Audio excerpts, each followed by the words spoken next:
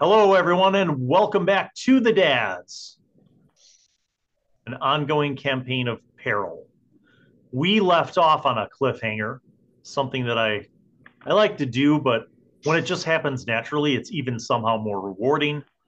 Humphrey, you had masterfully figured out a way to prevent the undead from eating you and all of your friends. And just when you realized you were in safety and you took hold of the orb, the black orb rather took hold of you. Your comrades, the rest of you guys, see as the orb touches his hand, within a second, you see his eyes open up wide and they're glowing purple. So, question: Does Humphrey feel any different? Notice anything different? It just happened. Like evil. Well, the answer is yes. We're in that second. The answer is yes, but Okay. I want to know what the rest of the party does in reaction to it, because what Humphrey experiences is internal to Humphrey. The only thing that your comrades see is your eyes glowing purple. I would imagine they're all probably watching this orb coming, so that everybody saw it. Yeah, can we start, or you still got some more? No, that was my question. I want to know how I'm supposed to play Humphrey right now. So Okay. as soon as go ahead, Bill. No, you go ahead. Yeah, as soon as Riff notices Humphrey taking the black orb in his hand and the purple glow in his eyes, he yells, "Humphrey, no!" While at the same time whipping out, he whips out something. He whips out his magical cloak of endure elements from his backpack and tries to secure the orb off of Humphrey's hand into the cloak. Interesting play. If you All can right, I'm do going to that in have 2 seconds. But I'm don't going to I- have you guys make opposed Right. agility checks, just straight agility. We probably both suck at that, right? Yeah, I got 2. I'm going to Roll have you make 2d4. opposed agility checks. So go ahead and roll and tell me your totals. Oh, I shit. also have 2. 7. 7 is good out of 2 dice. I know. I got 3 and a 4. Yeah. Oh, You drop the orb and he pokes you in the eye. I got Right. 2. I got 2 ones. Humphrey, no! All right, you vomit all over yourself. You take your cloak as Riff, as fast as you can. You whip your cloak off, trying to kind of use it to sort of scoop the orb out of his hand. And his hand almost moves like you're moving in slow motion. Like he does like one of these. He just circles his hand as your cloak whips past, and he's holding the orb in front of him. While he's reacting, One moment. You'll note also, because you're all looking at him, he didn't break his 1,000-yard stare. Like, he's staring off, eyes white. There was no emotional reaction on his face. His arm just moved out of the way. Wow. We're screwed. Can I try Mind Link with Humphrey? Yes. Oh, I gosh. would like to do that. That's like a 3-way phone call. That can't... Nothing bad can happen from that. Now your eyes are going to go purple. Yeah. Mikey might have had the quote of the night. It's like All right, go ahead and It's like a execute your TPD. three-way. telepathically transmitted disease. Okay, so what am I rolling for that? What level of mind do you have? Mine would be 3. Okay, so your mental 3 and willpower. What's your will? 3, so 6 dice. Okay. Yes. Roll those 6 dice, and I Okay, have to calculate something. 15. Tuco's got something he wants to do too when you have a chance. All right, 15 is enough to break into Humphrey's mind. Okay. Your eyes are now glowing purple too.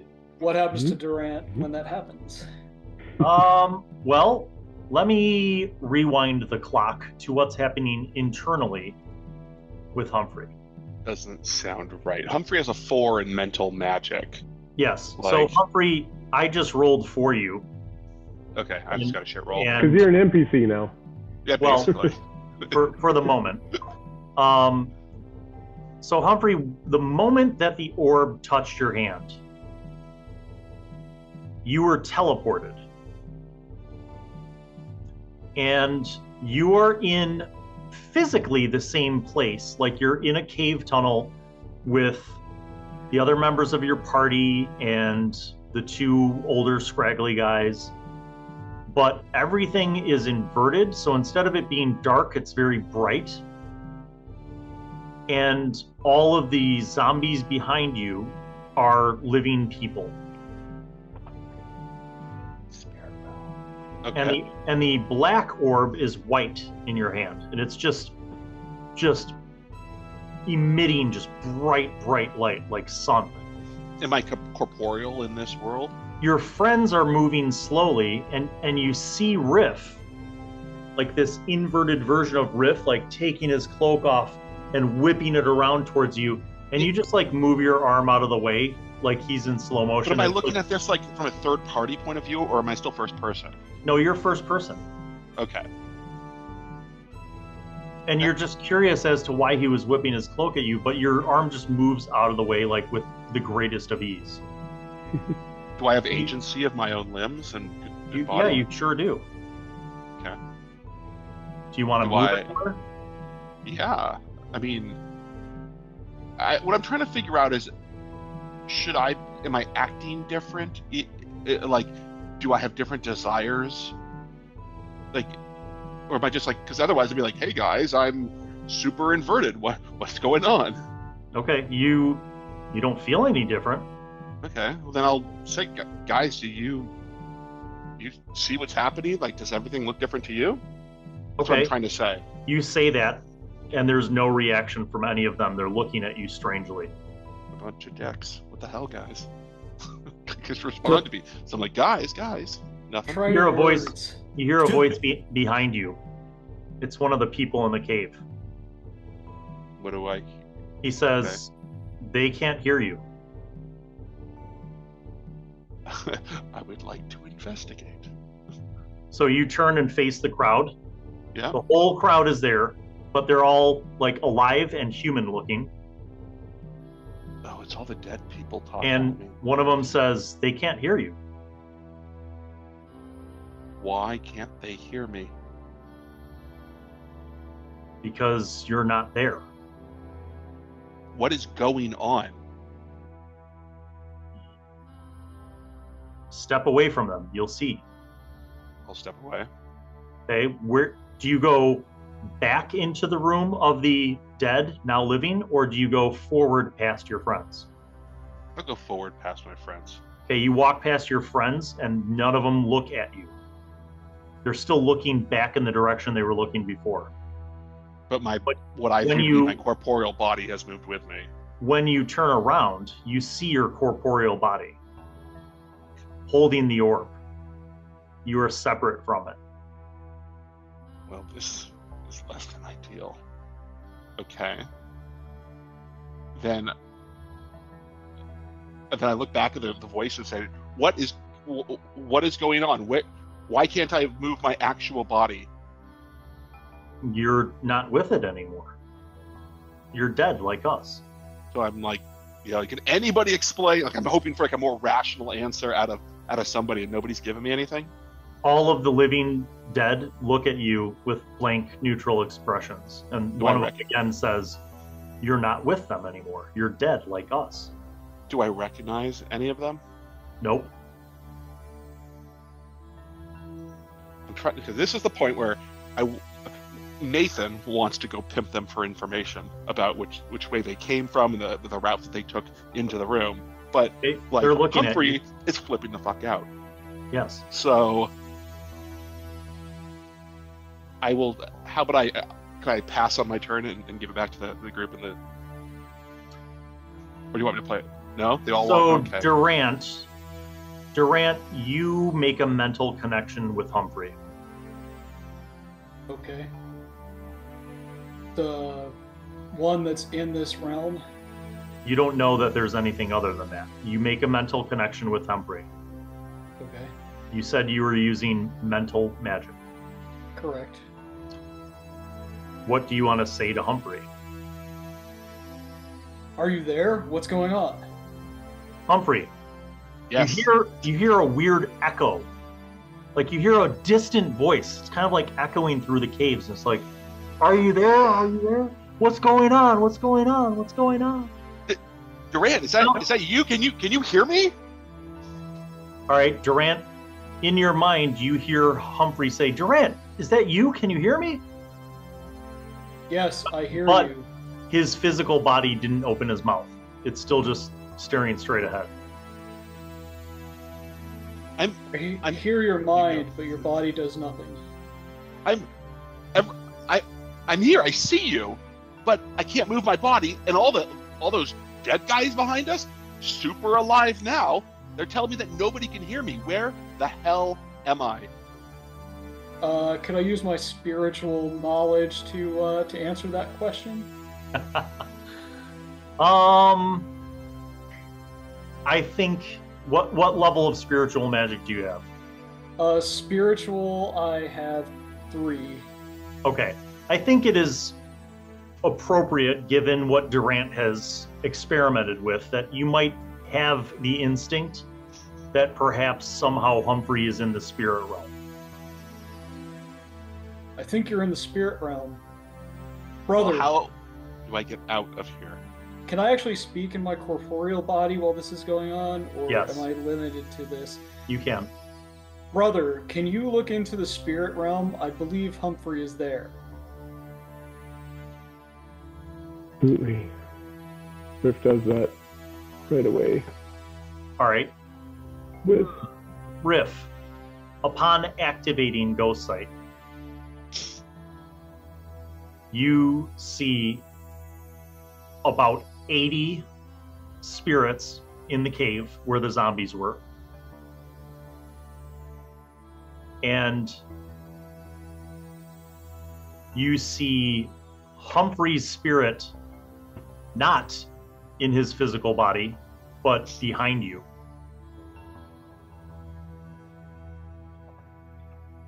Do you see him? I do see him. Can I also invoke Dreamweaver and spiritual? Would that let me pull the spirit of Humphrey back into his corporeal body?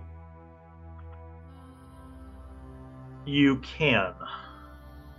I feel like you just jacked up, Bill. No, it's a question of. Okay, make a Do I even perception. want to do that? No, make a perception plus magic roll first. Perception is terrible. If Humphrey knows he can get back, if he gets that message, then he's got an idea he'd like to pull off before going back. Tuco still has an action he wants to do too. 14. You could try to restore Humphrey's spirit to his body. Okay. However, you feel like this is going to cost you more qua because for some reason Humphrey's spirit doesn't want to return to its body. Okay. And you don't think that's because of Humphrey. I was gonna say, and just talking out loud, so if Durant needs to pass it on, like, I think I might be able to bring him back, but can you ask him what he wants? Does he want that to happen? Is he in danger if we leave him there? Just get Durant to find out. I will pass along the message to Humphrey. I'll alter something about it though, because it's like a game of telephone. Monkey dishwasher. Yes.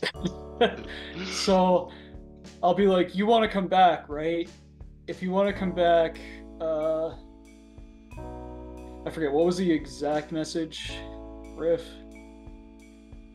It was mostly along the lines of, I think there's a chance I can pull you back right now, but do you want to come back? Do you feel like you're in danger that you need to come back, or do you want to explore? Are you in danger? Would you like to explore? Doesn't I can pull your back. yeah. Pull my own back. Thank you. Yeah, Riff can pull you back. Your back. Oh, thank God. Okay, I just, if you guys can bring me back, just 1 second. I think we have an opportunity here. If you guys can pull me back, but I'm here. I'm looking back, and isn't this the place? Isn't this the place where those the captain and the crew died? I wonder if I could ask them if they have any information that they can share. Sounds reasonable. Before I do this, I know Tuco wanted to do something. Yes, Tuco and then Estrof. Tuco. So as soon as I see his eyes go black and Riff tried to swipe that away. Purple. Oh, purple, sorry. I'm afraid he's getting possessed by something. So, and I'm not really paying attention to other people. I'm just saying, left hand, I'm going to smack him across the face. The right hand, I'm going to try and catch his arm and try and knock his arm away from the stone. Okay. Make him drop it. You smack him across the face. His body physically reacts, and then it kind of like snap out of it, man. Whips back into position. Make a straight agility roll. And Humphrey, you're going to make a straight agility roll and tell me what the result is. 6. 9. Okay, so Humphrey had an 18 total. So when you go to smack the orb out of his hand, his arm does another thing where it kind of like whirlwinds around your arm, completely avoiding the effort. Estrof, your turn. All right, so after all this is going on and everything, I just want to go over there and put my hand on his arm and say, "Are you doing okay, my friend?" But after my hand is on his arm, I want to try to change his arm and make it go numb and loose. Oh, okay. Stranger, got it. Okay, I like that. So, it's not so much a damaging effect, but basically it's like temporarily deactivating his muscles capabilities. So that's a corporeal thing that you could do. Sure. Go ahead and knock off 4 qua and make me a willpower plus magic roll. I thought you were going to say you were going to turn my arm into like a new arm or something like that. So it just like drops it. That was also an option.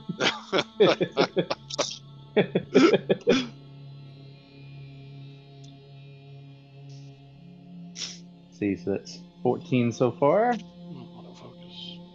18, 20. Yes. When his arm goes limp, the physical arm, it just literally flops like a rubbery hose, and the black crystal falls to the ground. It doesn't bounce. It just hits the ground and sits there. Humphrey, suddenly you feel yourself in this inverted realm being sucked back in, and your eyes open and you're in your body. Okay. But your arm is numb. You can't move it. You can't feel it. Oh, it's pins and needles. Oh, it hurts. Like completely This numb. is why we don't touch random things. Like I've woken up in the middle of the night after like sleeping on it wrong, and like I don't even know if it's ever going to work again. Sort of like. Sure, nobody here can relate to my sufferings. Okay. If you desire to remove the effect, you can do so. Oh no. Right. It lasts 1 round anyway. So your hand starts to work a little bit, then your arm, you start to feel the feeling coming back. You notice that the dead are now animated, and they're like and they can't move into the tunnel, but now they're no longer like lined up in a trance. They're all like clawing into the air and just growling and trying to mass forward and push forward towards you guys, but they can't seem to penetrate the invisible barrier. Do we still have the white orb? We do. You do? What if we were to put the white orb in proximity of the black orb? Humphrey's going to stop that before we do that, because he's got... Riff has the white orb. As soon as he sees the orb fall to the ground, he says, "Humphrey, look behind you." And when Humphrey hopefully looks, he takes the black orb up in that blanket again that he tried to do before, and like encases it. Okay, you do. This could be our ticket to like. Before we start to like annihilate this thing, let's like. It's a ticket to the spirit world. Like you touch it and you can communicate with like dead or whatever. So I don't think we should be so quick to get rid of it. Is there a, or you were tripping balls? Well, here's True. the thing. I could be. Is there an effect to the dead once Riff does that and encases it in the blanket? The dead are still agitated and trying to get to you guys with no avail. But they can't get to us. It bothers me that the dead, the spirits of the dead are still around without bodies to go to. If Durant does something... Their undead bodies are here, but their spirits are not. Well, if Durant does like last rites or something like that, would that free the spirits? Always try. You should have been more specific. He's gonna say yes, and that gate's gonna come down. Yeah. So what level of spiritual magic do you have? 3. You... Let's get a shit-eating grin. We're up to no good here. All right, you could try this. Now, remember that there's about 80 of them. So is turn on dead a thing? Well, you knew it was a thing before, didn't you? Yes, I sure did. Okay. And I had certain level of destroy undead as well. Your area of effect would need to be maxed out pretty much. Like you'd need to go for a 30-foot radius in order to get all of them in the cave. So I were to like run to the middle of the cave, which is a really bad idea. But if I were to do that, could I get them in a range better in a smaller distance range? Not really. I mean, okay. So figure it like this: impact, range, people, area of effect, and duration. If you're wishing to conduct this, the biggest cost is going to be an area of effect. Your range is negligible. 60 feet is 1 point of qua. So you could target the middle and get everybody in there more or less, or target the middle of the mob, of the horde of the zombies, and get all of them in there. Or you can try it with the scary softball. So. The question is the impact. So if you're trying to turn undead, and in Durant's recollection is the possibility also exists because of his faith that he could destroy them outright, then would you also max out the impact? First, I think Durant is going to turn to Riff and say, "Brother, can I see the white orb?" No. What are your intentions? My intentions are to destroy these undead so that their spirits might be free. Okay, and I believe the white orb might provide me with more ability to do that. Let me just tell you that I had tried to sort of attune with the white orb earlier, and asked it if it had power over, if it had the same kind of power over the undead, or if it could somehow fight against the power of the black orb. And basically it was like, not all of it, some of it. At least that was the gist that I got from it. So what if I guess it depends what you try to do with it. Matt, what's the question? Might I examine the black orb? No. So hard pass. Look, I'm not going to touch it with my skin. I'm going to keep the barrier of the.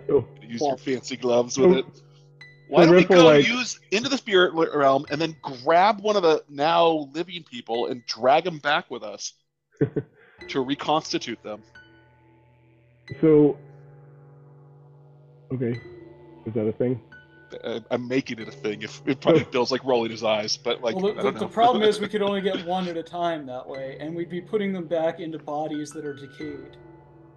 True. Would you want to be put back into a decayed body? And they would be living in the room next to all the undead Do you want a that pet they got brought cemetery? back with. Because that's how you get a pet cemetery. Jesus. All right, quick question, Bill. What Yes. are Terrell and Voris doing this whole time, or whatever? They are doing? terrified. Freaking out. They're One the of them stuff feed that you're themselves. talking about is terrifying to them. They're like, if you guys are kind of in a 10-foot area just 5 feet in from the tunnel, they're the furthest from the horde of the undead, like waiting for you to move, holding torches and like obviously a little bit shaken by what you're discussing. Ready to turn tail and run as soon as we say let's go, or something like that, basically. So Riff just like uncovers the top of the blanket, and it's just on the ground now, so that the black orb is showing, kind of just sitting on the blanket, and then he holds out in his other hand the white orb towards Durant, because Durant has an idea there. So he's like, here, does anything happen when he like unveils the black orb, other than the guys undead still trying to get to us but they can't?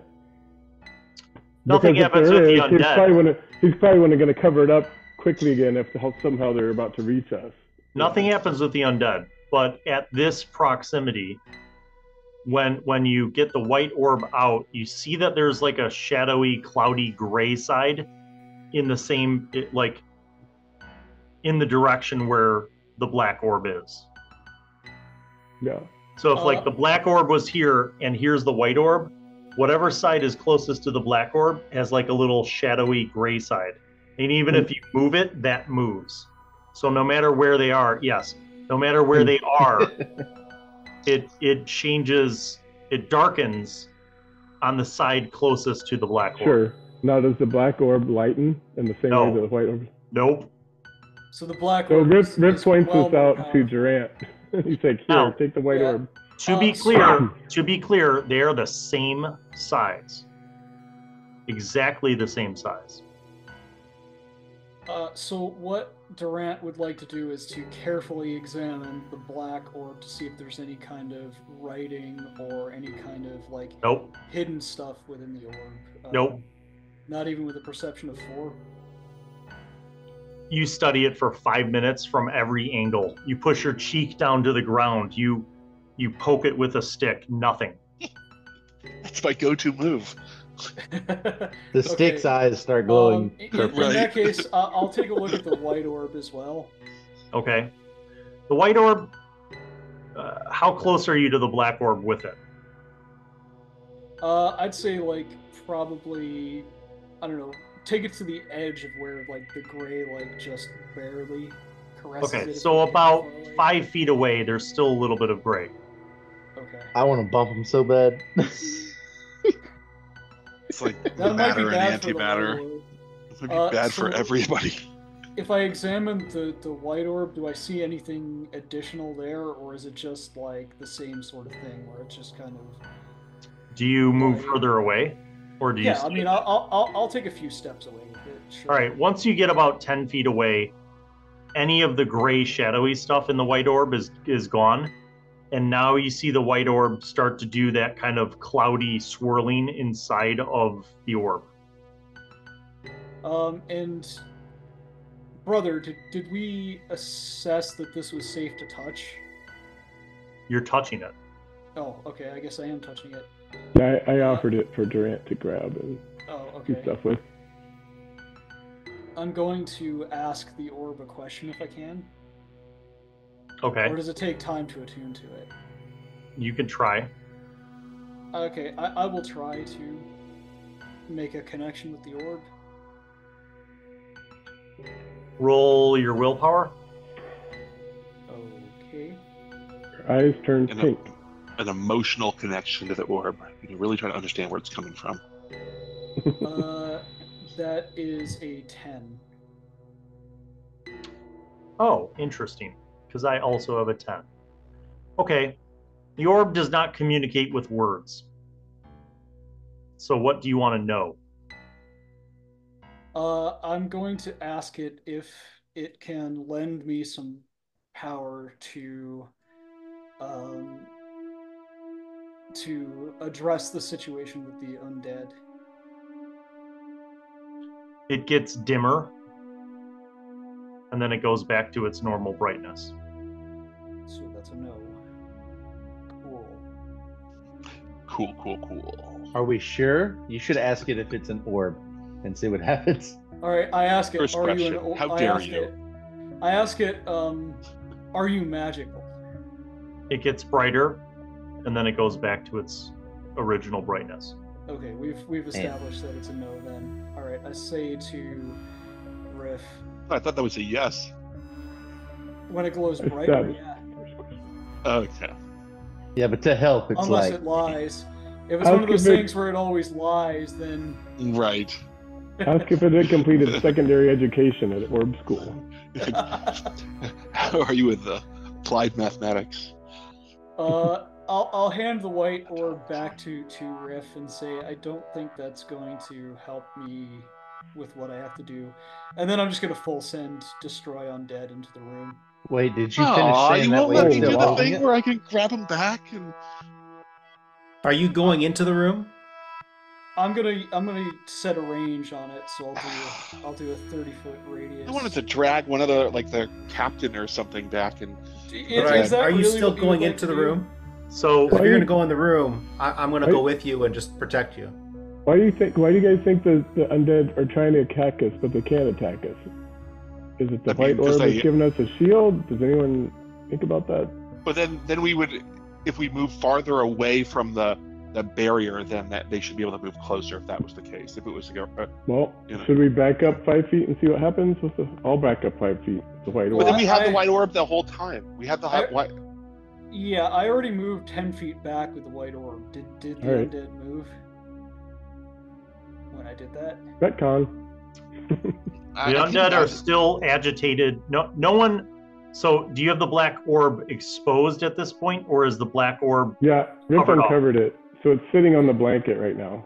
Like, Okay, showing. they stopped being agitated and they're just staring at the black orb. Okay. No, if we move the black orb, They don't seem to react at all to the white orb. So if So we this is- were to rewrap the black orb and take a few steps back with it, do they get to move a few steps forward? Okay, you do that, they can't pass the barrier. They get agitated. Once it's covered up, they get agitated, and they're like looking at you guys further in the tunnel, but they can't pass through. So this is interesting, guys, because when we first got in this room, the orb was underground, right? It was under some dirt or something. There was no dead, I don't think, that we saw until Humphrey used his magic to like blow dirt away and lift the thing up, and then they came to life. Yet when we covered up, we're recovering it up now, they're still agitated. So I kind of thought, I was hoping they would just like completely fall back down, but they haven't. No, they're So, all kinds of pissed off. Once right they're now. awake, they're awake until something puts them back to sleep that's not just hiding the black orb. Let's go. There's like an rescue the captain. hourglass of evil magic. It's got to like run out. Yeah, let's just wait them out. Well, Telling you. We can braid Humphrey's here's hair. the thing. How much magic did it cost to bring Humphrey back? You just knocked it out of my hand. Oh no, you right. didn't. That's right. You just It cost me 4 qual. That's right. Okay, well, let's Touch try of numbing. Humphrey's plan then. So how would we do this if we were to try this out? Like, how would I grab somebody back? Can I just hold on to One-handed. the dude? Hold on to the dude Are when you are lose you control of talking the about orb. grabbing a zombie or skeleton and bringing it through the archway to where you guys are? No, what No. we're talking about is going into the spirit realm, grabbing the spirit and bringing the spirit back to its horribly decayed body, Okay. which Durant is very much against. by the way. Mildly decayed. Mildly A decayed. skeleton is mildly decayed? Are That- we really arguing this? Touche. How would you grab the spirit? So let's say you could grab a spirit. What would you do after that? I would. Then they would pull me out. So you Yeah, want but to that would bring a just pull spirit. them out. Okay, so you want to grab a spirit in the spirit realm, bring it through the archway into the tunnel with you, And then what? You know, when you say all this stuff out loud, it makes it sound like a stupid idea. You're gonna But- put that Alright, spirit alright. in your body. Okay. I'm just trying to understand and figure out mechanically what you're trying to do and how it would work.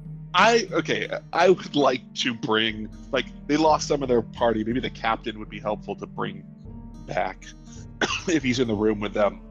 Like, maybe I could bring that back and you know. But if the body's like wicked decayed, and so there's absolutely no point, then so be it. None of those bodies are in any good shape. Some of them Damn are it, Erik. literally just skeletons. Some of them are zombies missing a lot of meat. Bit crunchy. Yeah, sloppy. Fair enough. You've all win this round. Well played. Sweet, So- we get to pass on the light necromancy. That's right. It's some light necromancy. Some mild So truth. Durant is in fact going to full send on this destroy undead, and while he's doing it, he's going to do the dance from Thriller. Oh god. Okay, so it's 10 qua to max out impact and area of effect. And range and duration are just 1 qua each. So it's a total of 10 qua. 4, Okay. 4, 1, 1. Okay, yeah, I'll do that. Okay. It's Make the a biggest willpower magical- plus religion roll. Okay. And then you got to do the dance. Yeah, but you have to do it in real life so we can all see. Nope. So Yeah. All right, let me roll that. That is a 12 total. A 12 succeeds because Turn Undead now counts as one of your spells. Because Durant knew Turn Undead previously, it is not an effect here, it's a spell. Therefore, a 12 succeeds, a step above. Now, roll me 4d4 plus 4 damage. why didn't we just do this from the start? Oh wait, Trant wasn't here. Yep. So that's 9 plus 4, 13. Wasn't enough for I these poor destroyed- souls to feel pain in real life. Now they must feel more pain. 13 plus Yeah, 4 is you 17. monster. God, I Okay, need to sleep so at night. here's what happens. You see 80% of the skeletons just shatter and bones go flying everywhere. And a good portion of the zombies also just shatter. And by the time all of this is done, you see about 10 zombies that are on the ground but twitching. Durant will walk up with his short sword and put an end to them. Tuco, are you going to join for the coup de grace? Is it a magical short sword? Yes, I will. All right, you guys go into the room. The zombies seem to be trying to get up to attack you. No rolls necessary. You just go up to the remaining zombies and pike each one of them, and they stop twitching. Project Zomboid. You have any holy water or anything for him? I don't. Now, here's a brother, can you take a look to make sure the spirits are at peace? I mean, Riff's watching this whole thing, so hopefully he'll take in whatever's happening in the spirit realm. Yeah, I'm watching. All right, minus off another quad to extend your ghost sight because it's been a minute. Sure.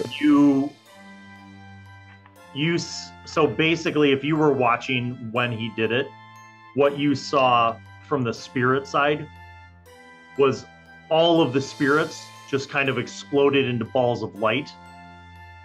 And after that flash of light was gone, there were only about 10 left. And as Tuco and Durant went out and killed the physical undead, you saw these little winks of light just shoot up and disappear. Could Riff tell if they were in pain and screaming during this, or if they look like they're going at peace during this? You feel like the spirits did not have any reaction one way or the other, but they are no longer in the cave.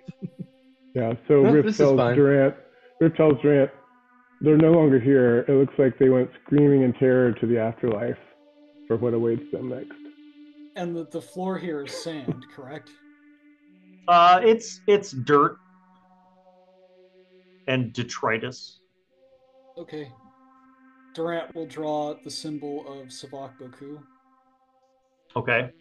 in the sand. And also he will invite Riff to do the same for Upai Visei Oof. Poof. Okay. You do. After this rather impressive display of capability, at this point, Varys and Torlin are just like traumatized. Like they're leaning up against the walls of the cave. Even though you provided them with, plate mail armor, courtesy of Humphrey's manipulation of material magic, and their weapons have been restored from their rusty state. They just still look like they've just seen unbelievable things. Tuco's gonna go up. You feel like maybe they've never seen magic, or possibly magic at this level. We grabbed the bad mushrooms. I can't believe we solved this dungeon room and we still double solved it. We just made sure it stayed dead. Riffhouse, did you recognize any of those guys? Were they your friends? Do you guys remember them? Just to push the nail in harder. My bad. Varys speaks up. He's like, how could one recognize them? They were, their features were so desiccated, so decrepit. What spirits were there are now at peace. If they were your friends, may they rest well. You can always go back into the spirit realm and see if they're still there. Varys, I don't know, it's going to mess you up nods. if you see a bunch of them. That's right. Varys nods. Torlin kind of puts a hand on his shoulder. And after a moment, Torlin looks to you and he says, we should move onwards. There is much to face ahead. And hopefully these blessings that the gods have bestowed on you will carry us through the dangers that lie ahead. Riff goes up and puts a hand on both of their shoulders. Nods in agreement. Tuco's gonna go up on him and say, don't worry, I got muscles. So before you lies a long tunnel that goes for about 50 feet before it curves sharply to the right. Let's ask him what's ahead of us. You notice They haven't been here in both, 25 years. yeah, they're both like, was it the black smoke, or was it the fire, or was it the monster? Wonderful. I think it was either the fire or the monsters. I don't think the black smoke was. I don't think we came here from the black smoke. Riff holds up the white orb near them to see and asks if it can help them restore their memories to what exactly is coming ahead. It dims. So Durant might have a thing for that.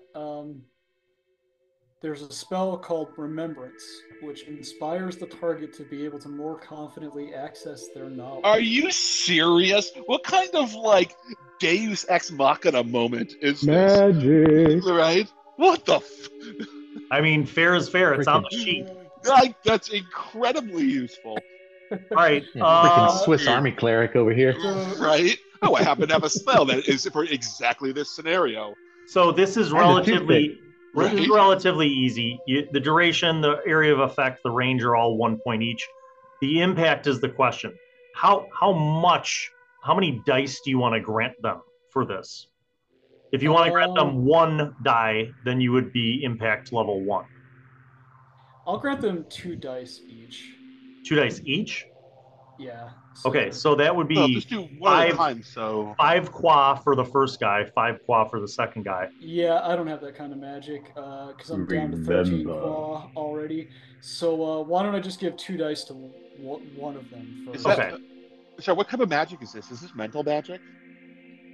Yes. Yes. I got the claw, and plus I'm 4 in mental. So, want me to cast it for you? I mean, I'm down to 13 claw. I'm 25.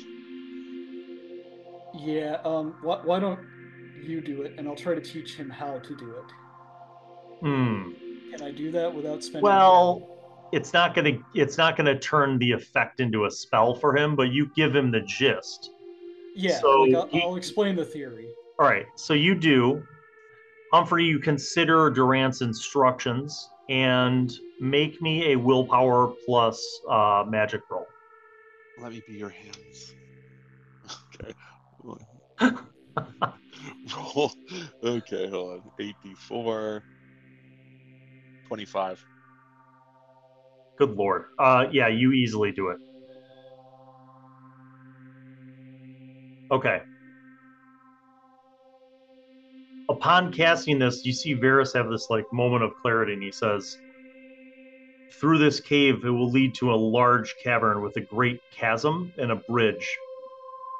At the base of the chasm is flames, like liquid burning flames. And there are monsters that guard the cavern. The only way across the cavern and the chasm is the stone bridge, but we will be attacked.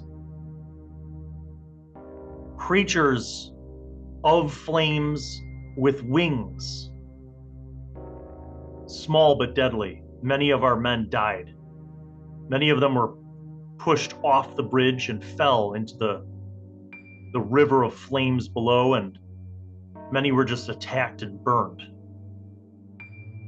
Is there anywhere safe along the way that we could have a short rest, perhaps? He says,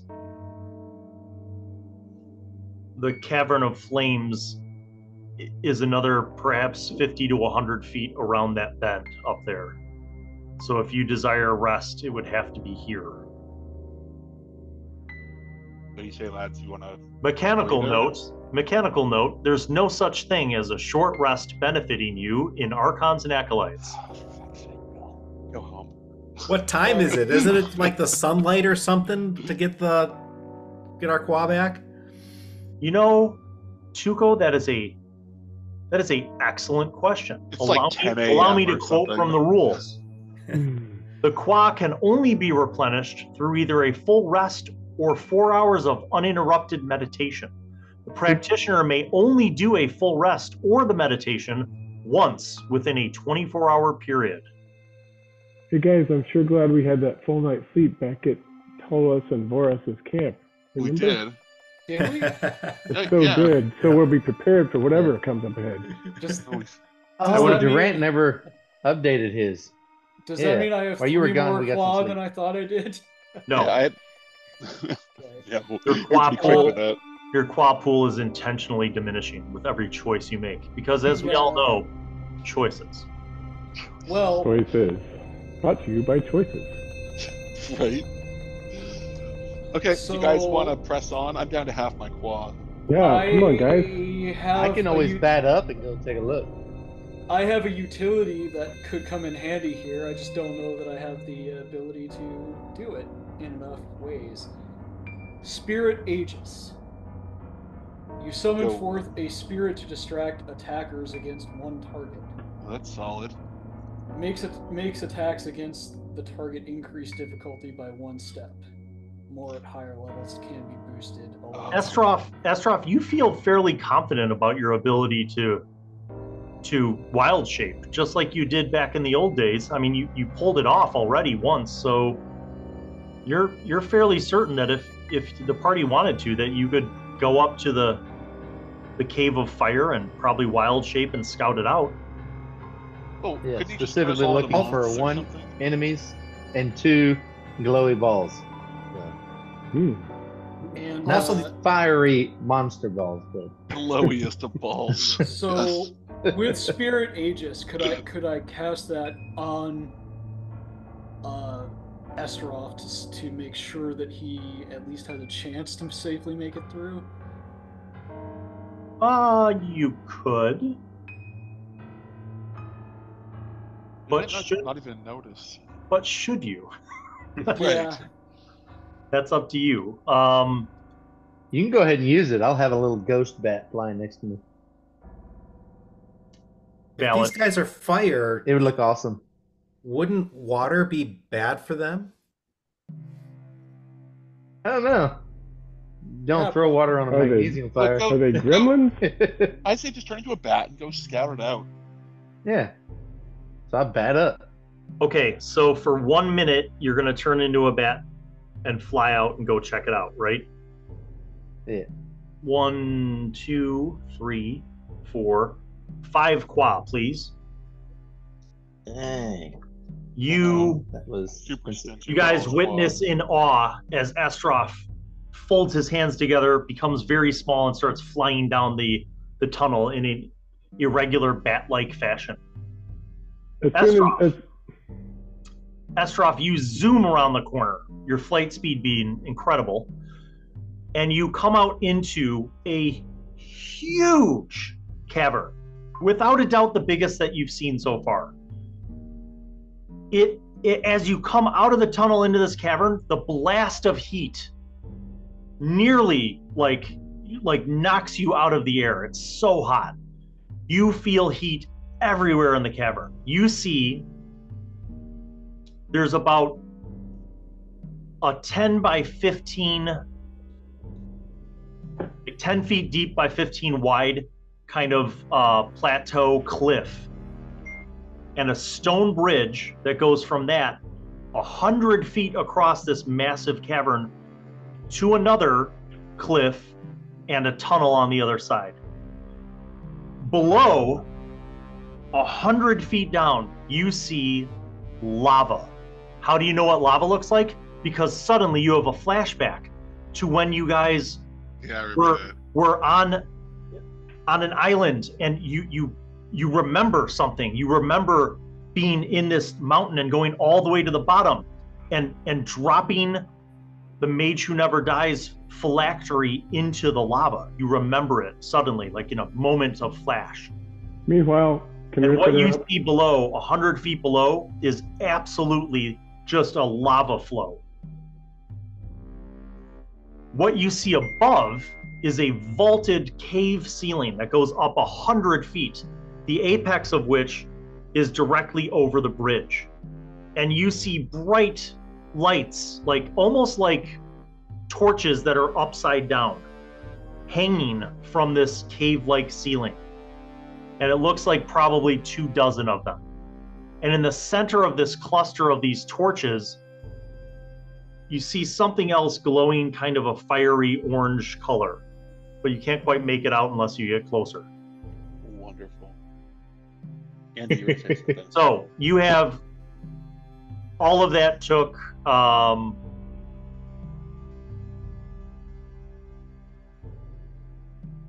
5 rounds. So you have 5 rounds left as a bat. What do you want to do? Go I ahead, Riff. definitely want to go try to. I was gonna say, So can I Riff, heard them talk can about Riff the address fireman. the rest of the group, like Yes. as soon as Estrof took off? Yes. So Riff is like, guys, we have faced attacking bandits when we were guarding the caravan. We have faced a crazy cultist guy who was worse some kind of lizard dragon demon. We have faced Shem Shady and Captain Katie. Shady. We have faced giants of every size, shape, and form. Narquart. Do you guys remember Narquart, who smells worse than every orc? You know what? Fondly. And then we That's also right. faced the exploding volcano, which is like right at the time where Estrof saw the lava and he remembered that. What are we taking such care for? We can take anything. Why are we so careful? Let's just, come on, we can go, we can do this. Plus we've got Velcro and Torgot here that know so much. They've been this way. Let's just go. Let's just go where Estrof went. What if he's in trouble? Come on. Make Yeah, a that's willpower plus social manipulation roll, Riff. Yes. It's like 8 dice or something. Let me see. Make sure that's true. Close. I was like, I got the safety spell, which creates a field of emotional calm around the subject in order to reduce aggressive opponent's intent to attack. It's like I just cast that across. Wait, is that a cast on a friendly or cast on the baddie? It's So your that's choice. 20. Okay, 20. your speech has inspired Varys and Torlin to the extent where they're like, "Yeah, let's go," and they start walking confidently down the tunnel towards the fire cavern. Yeah, and I'm walking behind them. Durant's trying to get in front of them. Okay, so smash cut back to Mikey. So Estrof, you're in the air. You've surveyed all this stuff in the first 5 rounds. You got 5 rounds left. What do you want to do for the first of your 5 remaining rounds? I'm tempted to try to grab it, but I think we're fixing to have a Monty Python issue.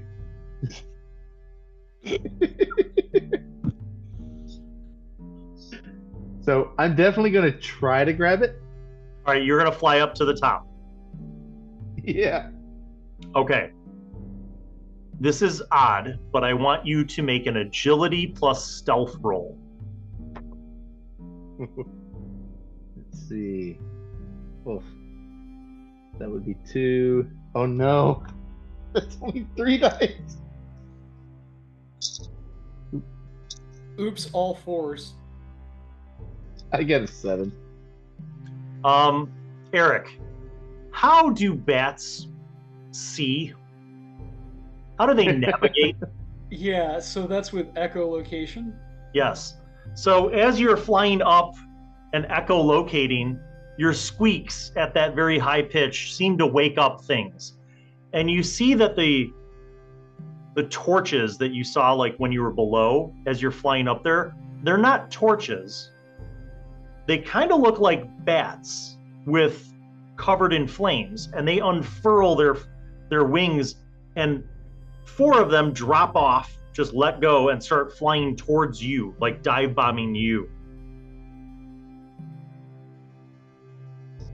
Uh-oh. Do you still want to fly up? Retreat! No. Retreat! Yeah. I squeak retreat and turn around. Okay, you turn around. You start flying back towards the tunnel, presumably? Yeah. Unless there's some tiny cave anywhere. Otherwise, I'm gone. You fly down. They're hot on your tail. You fly down. You fly into the tunnel. Just as you're flying into the tunnel, you see Torlin and Varys confidently walking, like in their heavy armor, towards the tunnel. And just before they get through the opening, you fly past them, and they're like, "Huh, what?" These poor guys. They just meet shields. The rest of you guys kind of stop as Varys and Torlin were up front. They stop. You guys kind of stop. Estrof flies past you in a bat form and then kind of lands and stands up as Estrof. Do we see the bats coming? So Varys and Torlin are about 10 feet in the tunnel from the entrance into the fire cave. They stopped. They like looked back towards Estrof. Are you guys looking back towards Estrof, or are you looking beyond Varys and Torlin towards the cave? I'm looking towards the cave. Okay. You see 4 flaming bats fly down and crash into an invisible barrier. And they kind of flop to the ground, and they sort of twitch a little bit, and then they get up and fly back away. I feel like this is Hunger Games. I feel like we could just keep doing this until they die. What's with these barriers, guys? They did not seem to die, but they flew down. But did they take damage? Well, if they took damage from doing that, then we keep doing it. It's actually clever. Just hold your spears and swords out there. Yeah, there's more where that came from, bats. Stay away from us. We're barriers. Varys looks to you, Riff, and he's like, well, what happened? And then he looks beyond you and towards Estrof. What did you see? Riff turns around and pretends like no one was talking to him. There were very hot bats. Go on. Yes, Varys says, I remember. It was pure chaos. We had started to cross the stone bridge, and about halfway through, we were bombarded by those things. Yeah, it would have been nice if you remembered that they were bats. Well, it happened so fast. We didn't really see. Is there How a did you way to survive getting through? Is there? Many of us didn't, as I said before. Many of the men perished on the bridge, or fighting, or they were knocked off into the flaming river below. So you just ran, and you were the ones that were the lucky ones. Well, we were among the lucky. There were maybe 40 of us who made it through that room.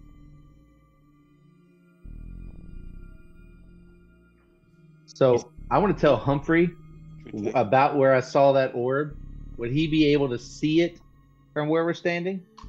Interesting. With his human eyes, no.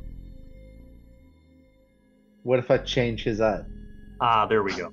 So if you want to enhance Humphrey's vision, that would be corporeal magic.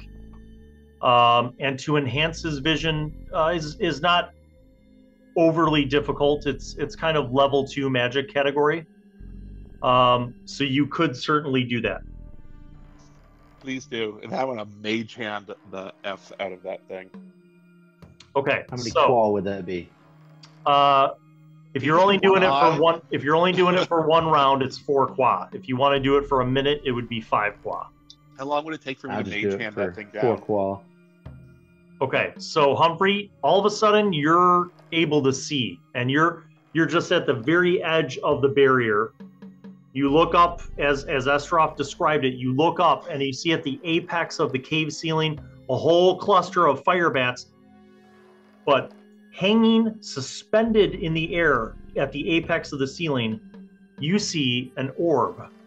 But this orb is kind of a mix of fiery, orange, red, and yellow.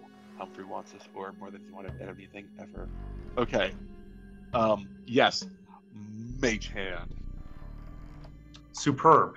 So to acquire that from that distance, you're going to need range of 120. So that's 2. You have 1 target, that's 3. You'll need a minute, that's 5. And impact is 1. So 6 qua will get you that orb. Bring it on, bitches. All right. What are you at now for qua? With that being spent, 15. Excellent. In just under a minute, you bring this orb to you. Unlike the black orb, though, where the zombies like follow the orb, the fire bats don't seem to follow this orb. They're content to kind of stay up there. You bring the orb through the archway, and it's floating above your hand.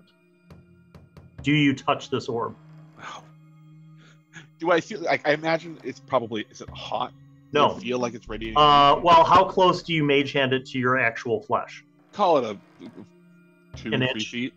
Oh, yeah, sure. Yeah, all right, 2 or 3 feet, you don't feel anything. When you're within an inch or so, you feel warmth, but not like hot, just warm. So I would like to touch it, but on our side of the barrier. Okay. You bring it through. Your eyes melt. Putting it over your hand. You touch the orb. It's the worst that could happen, lads. It feels warm. That's the worst that happens. Fire. Can I? So nothing. So I'm holding it, right? You're holding it. Yep. I want to see if I can attune to it at all. Like, can I instruct it to do something? Like, I want to. It sounds silly. Like, shoot a fireball down, down into the cavern or whatever.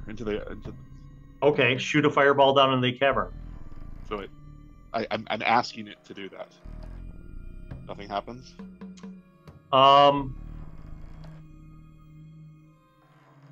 You know when like a magic 8-ball gives you like answer uncertain? That's what you're feeling. It doesn't communicate with words, but you just feel like it's uncertain. Okay, then I want to ask, how do we get past the fire bats? Answer uncertain. Oh, for fuck's sake, what good are you, glowing red orb? Okay, then I go back to the group and say, got the orb. Gotta collect them all. They're like Pokemon. Have the fire bats changed at all? Nope. remember, you guys haven't entered the cave. You're still in the tunnel. And even though the orb mage-handed down into the tunnel with you, they didn't follow it. He goes to, so Humphrey goes, he has the orb, he says, hey, Tuco, why don't you have this one? Hands it to Tuco, if Tuco wants it.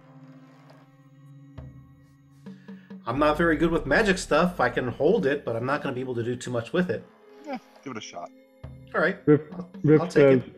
note to self, learn Orbish language.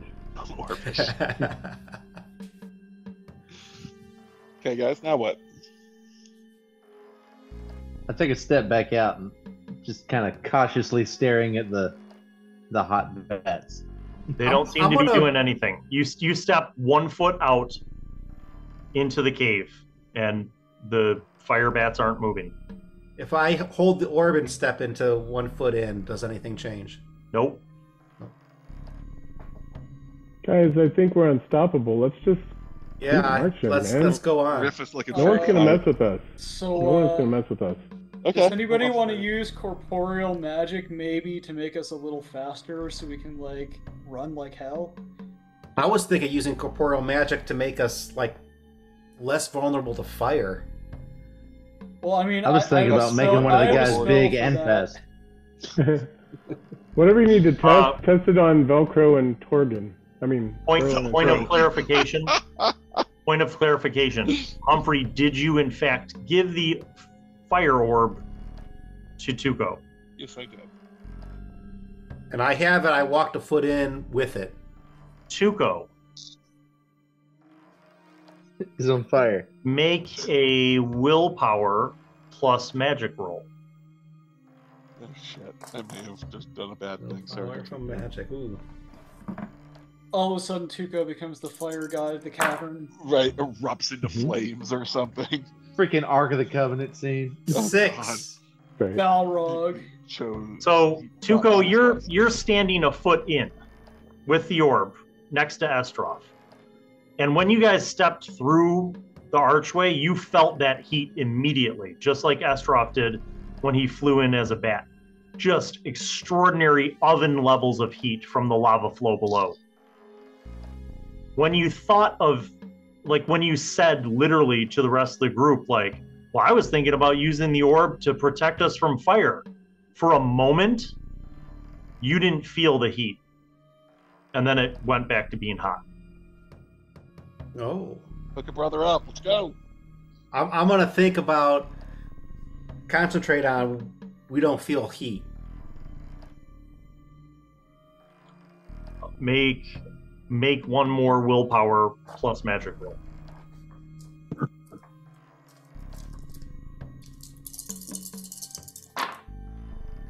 Daddy needs some fireproof skin. 7.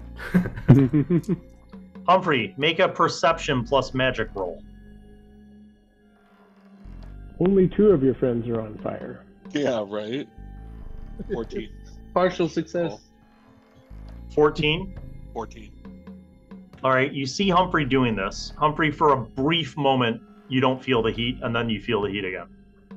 Okay. Humphrey, you observing this feel like perhaps Tuco doesn't have enough knowledge of energetic magic to wield the orb. Okay, I say, Tuco, hand it back to me. Let me give this a shot. Told you. No, I thought I'd throw you a bone. And so Humphrey now has the orb, and he's thinking, can you help us pass here without being attacked? That'll do it.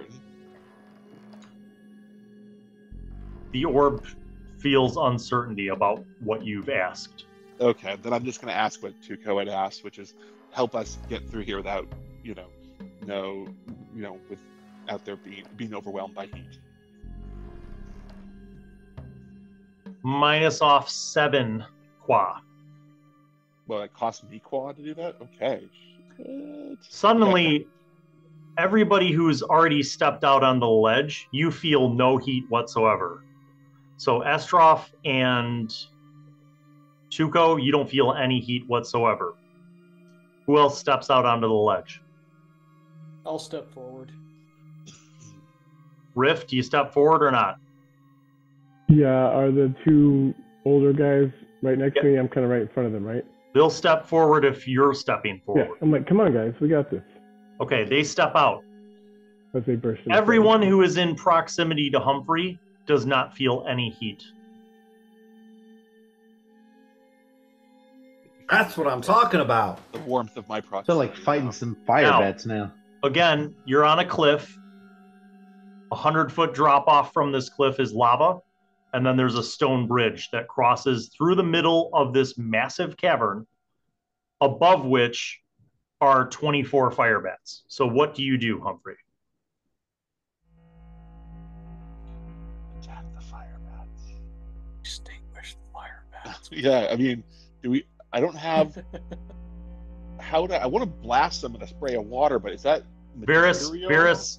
Varys says they didn't attack us until we crossed the bridge. That's when they Sing, attacked. Humphrey. Sing, Humphrey, sing. Yeah, right. That'll do great for everybody. Can we fly across the bridge? It's a bit meta for Estrof, but what if y'all took the other orb, the white orb, and took the oxygen away from the fire bats? Holy carp. Do we Hold know? on, do we hold on, know what the- I like this. So, do we- go ahead, Eric. I was Again- gonna say, do we know what the different orbs do? No. Like the different colors have to mean different things. The black We one know that the allows white you to one go to the is spirit air. realm and control undead. Well, that means the black one has spiritual magic, right? So maybe the person with the most spiritual magic should be holding the spiritual orb. Oh, crap. Not eyes to the fly. Does anyone Just else purple other eyes. than Humphrey have energetic magic? Zippo. Uno. Only one. Okay.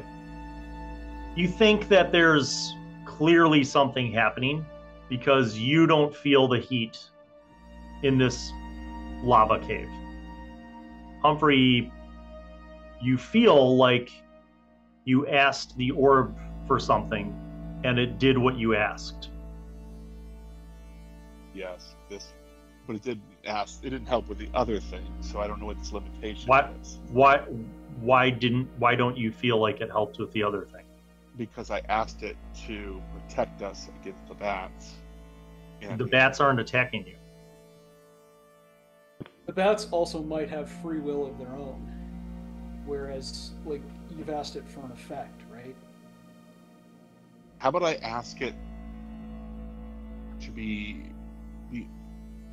Oh, I wonder if I could ask it to have darkness around us as we travel across the bridge. Then we won't be able to see. I think we're overthinking this. I think We gotta go across the bridge and see if they attack us. What's the worst that could happen? Okay. I mean, fuck it. There's only one way to know for sure. And I holler out. I know Riff, right? Riff's looking for a fight. I'm not opposed to it. All right, you so- holler out and you see some of the bats flap their wings, but they don't drop down. Okay. Hi, fine. I want to take a step onto the bridge. Okay, you do. You shall See- not pass. You see some of the fire bats flap their wings, but they don't dive bomb you yet. Okay. Take 2 more steps. Okay, everybody else following Humphrey? slowly, One. yes. Yep. I mean, staying in proximity? Yeah. Okay. You guys continue to not feel any heat despite being closer and now being able to look down into the chasm at the bottom of which is a flow of lava. You feel no heat. Any fire bat? Nonsense. Nope. Hey, let's keep walking. Riff looks down at the lava. Does he find it mesmerizing, like when Frodo looked down on the dead marshes and almost went down to join? No, you find it terrifying. You're fairly certain Okay. that anything that falls in there would be immediately immolated. Varys and Torgor grab me before I fall in. Yes, they Keep do. going. They're walking. You guys are walking. Humphrey, you start walking across the bridge. Yep. You guys get about a third of the way across the bridge, and some of the bats drop and start dive bombing. I asked the orb, protect us from the bats, from attack. as they get within 20 feet, they bounce and scatter in multiple directions. Giddy up! And you Humphrey. notice something. You notice something very important at the point of contact with this invisible energy field, this bubble that's surrounding you guys, that their flames actually extinguished the moment that they touched this bubble. They bounced off, and then they kind of like reignited and flew away. Interesting. You continue walking? Yes, we Let's do. run. It works. Get off as soon as possible. All right, as you're walking, you get to the halfway point. All of them just start dive bombing, and one after another slams into this invisible energetic bubble, extinguishes immediately, flops off, and then, you know, twitches and reignites and flies around. They're basically just swarming and occasionally trying to dive bomb from different directions. And no matter which direction they come at you from, even from the sides, they hit this invisible energy field and extinguish each time. And Humphrey, every time that happens, you feel a pulse of warmth, like not burning you, but it gets hotter every time that happens. The orb gets hotter every time it happens. Oh, I see. You cross the bridge and you get to the other side. And by now, the fire bats have mostly flown back up to their perches. And a couple of them are still kind of flying around. One last brave firebird tries to dive bomb you and bounces off again, extinguishing, falls onto the ground, and then twitches and reignites and then flies back up. Huh. As you arrive at the other side, you look at the stone arch leading to this next cave tunnel. And you see once again the strange sort of language, the runes, the symbols that you have been seeing frequently. Hang on, guys. Gotta look at it. Durant, brother, can you interpret these runes again? Yes, of course. So good at it. What happened to my voice? Oh my While God. they're interpreting, I want to be at the first field, like, take that, you fiery shit. Off of that. So what am I rolling? High five this to interpret Estrof. It's gonna be perception plus research again. Okay, so that is 7 dice. Okay. 7 ones is 7. That's a total of 20. You feel like you're getting better at this, Durant. You're recognizing things, like you're starting to piece together an understanding of sounds. And the sounds that you're able to make out are Deepa.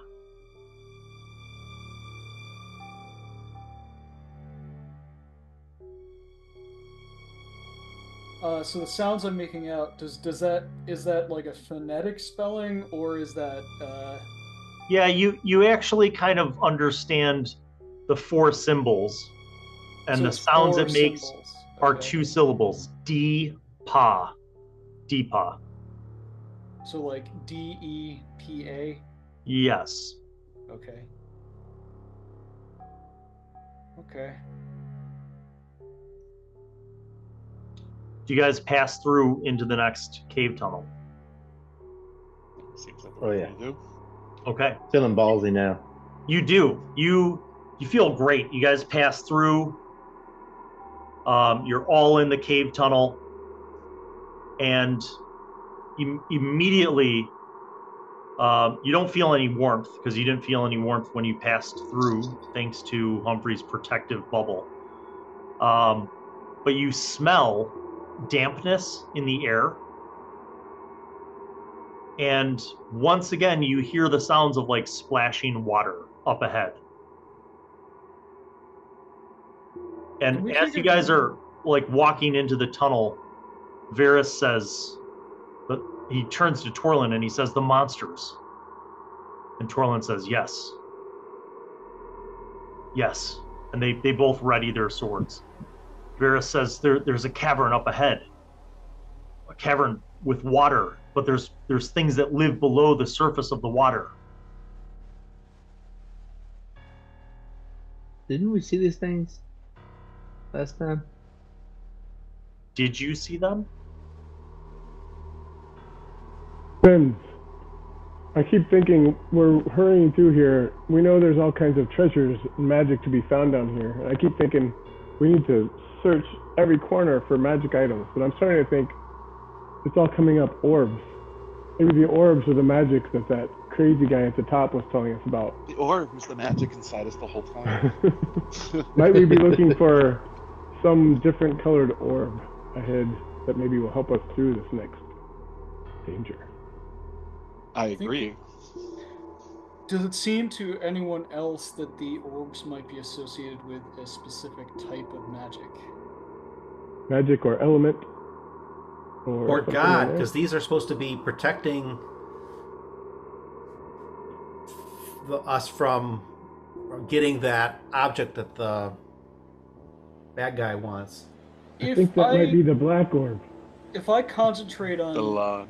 on The Deepa, Lan, that's right. if I concentrate on Deepa, can I draw an inference as to what the symbols might mean in the common tongue? Yes.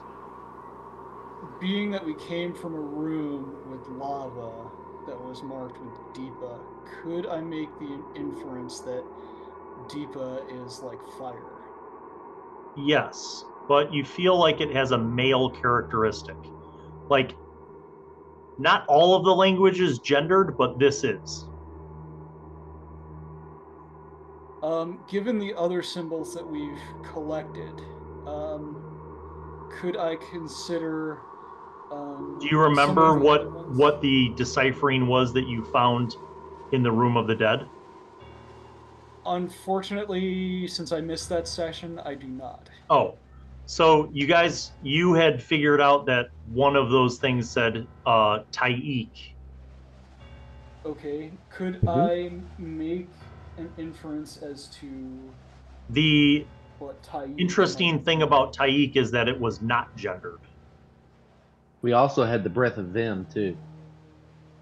Vem was gendered, female. The Taik was not gendered. Did it have preferred pronouns? It did not. So it was absent. Taik, and Taik, that's what it was known as. Your assessment as you begin to kind of understand this language, Durant,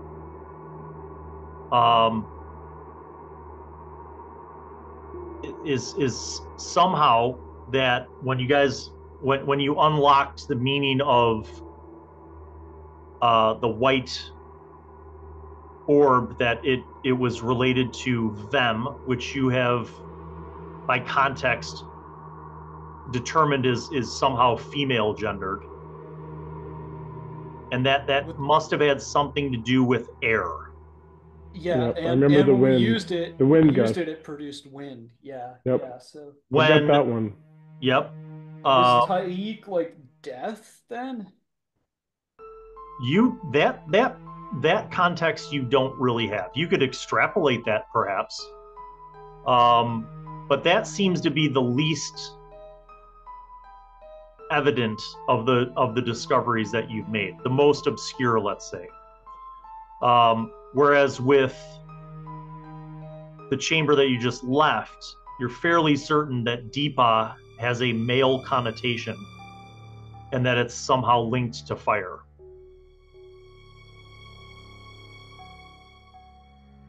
Fire or just energy in general? Well, you don't have a Rosetta Stone to determine that.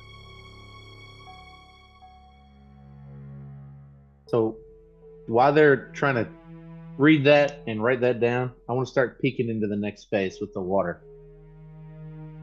You go up around a tunnel. It hooks right, goes for about 20 feet, and then it hooks left, goes for about 20 feet, and then the tunnel comes to an end, and there's a drop off. And about 20 feet down, you see a flooded cave full of water. And across the flooded cave, full of murky, dark water, you see about 20 feet up from the water line, another tunnel. It is... Dang it, I thought you were going to say orb. I was like, is there another orb anywhere, perhaps? It is dark. And you don't have dark vision anymore, so... Guys, I think we need a rest. That's tough. I can't see in the dark. Varys and Torlin have their torches, and they don't go all the way up to the edge where Estrof is, but they kind of go within 10 feet of it, and they turn to each other and they say, yes, this is it. This is the chamber with the monsters. They live below the water. Do the monsters fly at all? No, but let's just say that when we crossed to here from there, we lost 8 men. How did you cross? Did you swim? Did you have a boat? We did. We did not have a boat in the cave, so we had to swim. How did they die? Something pulled them under. We heard them scream in pain. They resurfaced briefly, and then once again they were pulled under. Riff continues staying close to them and says, Varys, Dormammu, Torlin, Varys, Torlin, do you remember anything in this area like this shape? And he holds up the white orb. Do you notice anything like this? No, Captain Lesage had ordered 2 of the archers to douse their arrows in oil, and they fired the arrows. That gave us a beacon to see where we were going to. 4 of the men jumped into the water and began swimming across. One of them made it across and threw a grappling hook with a rope up and started to climb up, and as the others were swimming across, we were ambushed by whatever the monsters are that live below the water. Durant is going to try something. He's going to... Well, I am going to walk up to the edge so that I might look into the water. Okay. Find the orb. You have enough torchlight from Varys and Torlin's torches to see the water. It looks very dark and murky. And then I would like to use mental magic to reach out and see if I touch any mines in the water. Ooh. Ho, ho, ho. All right. It's Santa. Simple enough. So you want to scan the range of the water in the cavern, right? As far as I know it to be, I guess. I don't really know where the far edge is. So I'll give you 2 options. You could do that for a minute up to 60 feet away from you, but that won't cover the whole area. Or you could do it for a minute 120 feet, which will cover the whole flooded cave. I'll do the longer one, whatever the claw cost is. 6. 6, okay. That brings you down to what, 7? 7, yeah. Okay, you begin to concentrate, reaching out your mind throughout the cavern below the water, and about halfway through this process, you sense the mind of a beast, a creature with not a lot of intellect, but with instinct. It is living, it is sentient, and it lives underneath the water at about the center of this cave. It is about 40 feet underwater right now, which leads you to believe that the depth of this pool is rather significant. It does not seem to be aware that you are there. Like, its surface thoughts do not show that it's aware that there's anything alive in the cave right now. Okay, so this is kind of a question that spans the rules between the 2 games. So, effectively, Durant had a channeled divinity that would let him sort of reach out to a mind, and then if I remember correctly, could influence it after reading it. You know where the mind is. You know what kind of intellect it is. Would you like to dominate it? I essentially would like to tell it to sleep. Okay. Go ahead and make me a willpower plus magic roll. Is your head underwater? No. This is. He's reaching out through the cavern. I had this idea like he stuck his head in the water and was like holding his breath. That's 6 dice, okay. Go to sleep. That's a 14. A 14 is more than sufficient. You sense that the mind is asleep now. The mind of this creature is asleep. Okay, so I'm going to say to the group, there is a creature in the water about 40 feet down. It is presently asleep. I want to jump in while changing into. Do it! Find the orb! Find it. Okay, you want to go dolphin on it? Yeah. But he has to make dolphin noises. How long would you like to be a dolphin?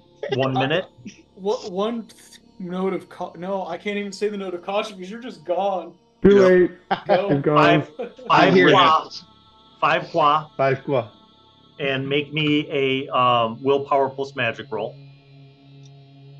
Oh, yeah. And you've woken it up with your dumbass dolphin noises. Well done. Yeah, that was my word of caution. Durant, you're still you're still aware of this thing. Your minute is not expired. Oh, so I'll tell you what happens once. 23.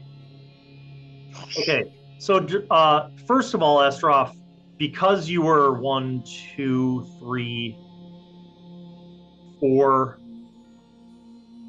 steps above the target range, you could be a dolphin for a day if you wanted. Do it. Do it. Just commit. So you dive in, full and send. the expertise of your dive in as a dolphin is such that, Durant, you note that the creature is not awakened. Now, Y'all got to hold up some tins. again, just to be clear, you chose to become a dolphin. Erik, how do dolphins navigate in dark sea waters? That would be echolocation. I played that game. We didn't even plan this moment of entertainment. Brought to you by Estrof, ladies and gentlemen. Estrof, Copyright. Beautiful man, you're swimming through the water. It's dark and murky. It doesn't taste fresh. It tastes terrible. Good thing that dolphins can hold their breath for a long time, but you're swimming through it. You swim to the other side. You sense that this water is deep. You sense that there's something in the middle of this drowned cavern. Does he sense an orb of any kind? How close are you going to the thing that lives below the surface of the water? I'm going to try to cover as much around it as possible, hoping that orb is conveniently placed somewhere far away from it first. Okay. But eventually I'm just that, going to work all the way to it. Make me a... I don't even know. All right, it's a perception roll. Make me a perception plus dolphin roll. Plus nature roll. This is a terrible idea. Ooh. Plus dolphin roll. Lol. That's right. It's a +1. All right. Tuco wanted to do something, I think, right? I want to tie a rope to my arrow and shoot it across to see if we can have something to hold on to and stay out of the water. Okay, make a Thank precision you. plus archery 14. roll. 14? Erik and... Yeah. Okay, as you have now done the circumference around this thing, you feel like the creature at the bottom is some kind of enormous octopus-like creature. I feel like Tuco and Durant are the Got a only 9. ones here. You fire your arrow, it falls short of the mark and it splashes into the water Too heavy. along with your rope. 9-9, Capitan. I'll pull the rope back at least. I don't know if the arrow will come back. Okay, you start pulling the rope back through the water. Estrof, you feel like the large octopus-like creature is sleeping on the bottom of the pool in the center of the cavern. And I sense no orb-like thing anywhere else. At a depth of about 40 feet. This thing is probably like sleeping on the Durant, you have 2 more rounds of your mental connection. You sense that the creature is still asleep, but that something is stirring it. There's a sound that's stirring it. We should probably go. Can I give it another nudge mentally for something else at this point, or do I have to maintain the sleep thing? You can spend 1 additional qua. I'll spend 1 additional qua to make it think that it's being attacked by a larger octopus. That might be more than 1 extra qua. Yeah, well, that would change. That'd be a different. All right, never mind then. I'll just try. Make it roll over in its sleep. Yeah, make it roll over in its sleep. Yeah, I'll try to influence it to make it think that it needs to like go to the bathroom in another part of the cave. Make another willpower plus magic roll. That's a 16. It's going to think it needs to ink over by a dolphin. Yeah, right. Okay, so only spend 1 qua, but with a 16, it begins to move, and it starts going in a random direction that I'm going to roll right now. Directly toward Estrof? No, it kind of goes off the side to, if you guys are looking out across the cavern, like straight across to the other tunnel, it kind of goes to the right. Estrof, when the thing moves, you sense there's a solid object in the area where it was. And you see, despite the murkiness of the water, a very faint blue glow. Mage hand! You come back up and tell me. I catch it with my mouth. You swim over and pick it up with your mouth? Oh, that's right. You could just pick it up. Yeah. You do. You swim over there as the octopus creature kind of slow blob moves away. You swim over there, and you get closer, and you see it is a blue, light blue orb. And you see, as you swim over, you pick it up with your mouth. It's an octopus turd. Replace it with a rock. Now what do you do? All right, I want to swim towards the exit. Okay. Like towards the shore, but towards the exit. Later, suckers! Are you? Wait. So there's a couple things I want to do with it. Yes. When I get to the edge, I want to try to cast freeze on, because it affects life forms, not water. But I want to try to cast freeze on this thing. On the octopus? So yeah. Okay. It is now 60 feet away from you, but it's 1 target, 1 round. So minus off 4 qua and give me a willpower plus magic roll. Let's see. Oh, it's another 8 dice.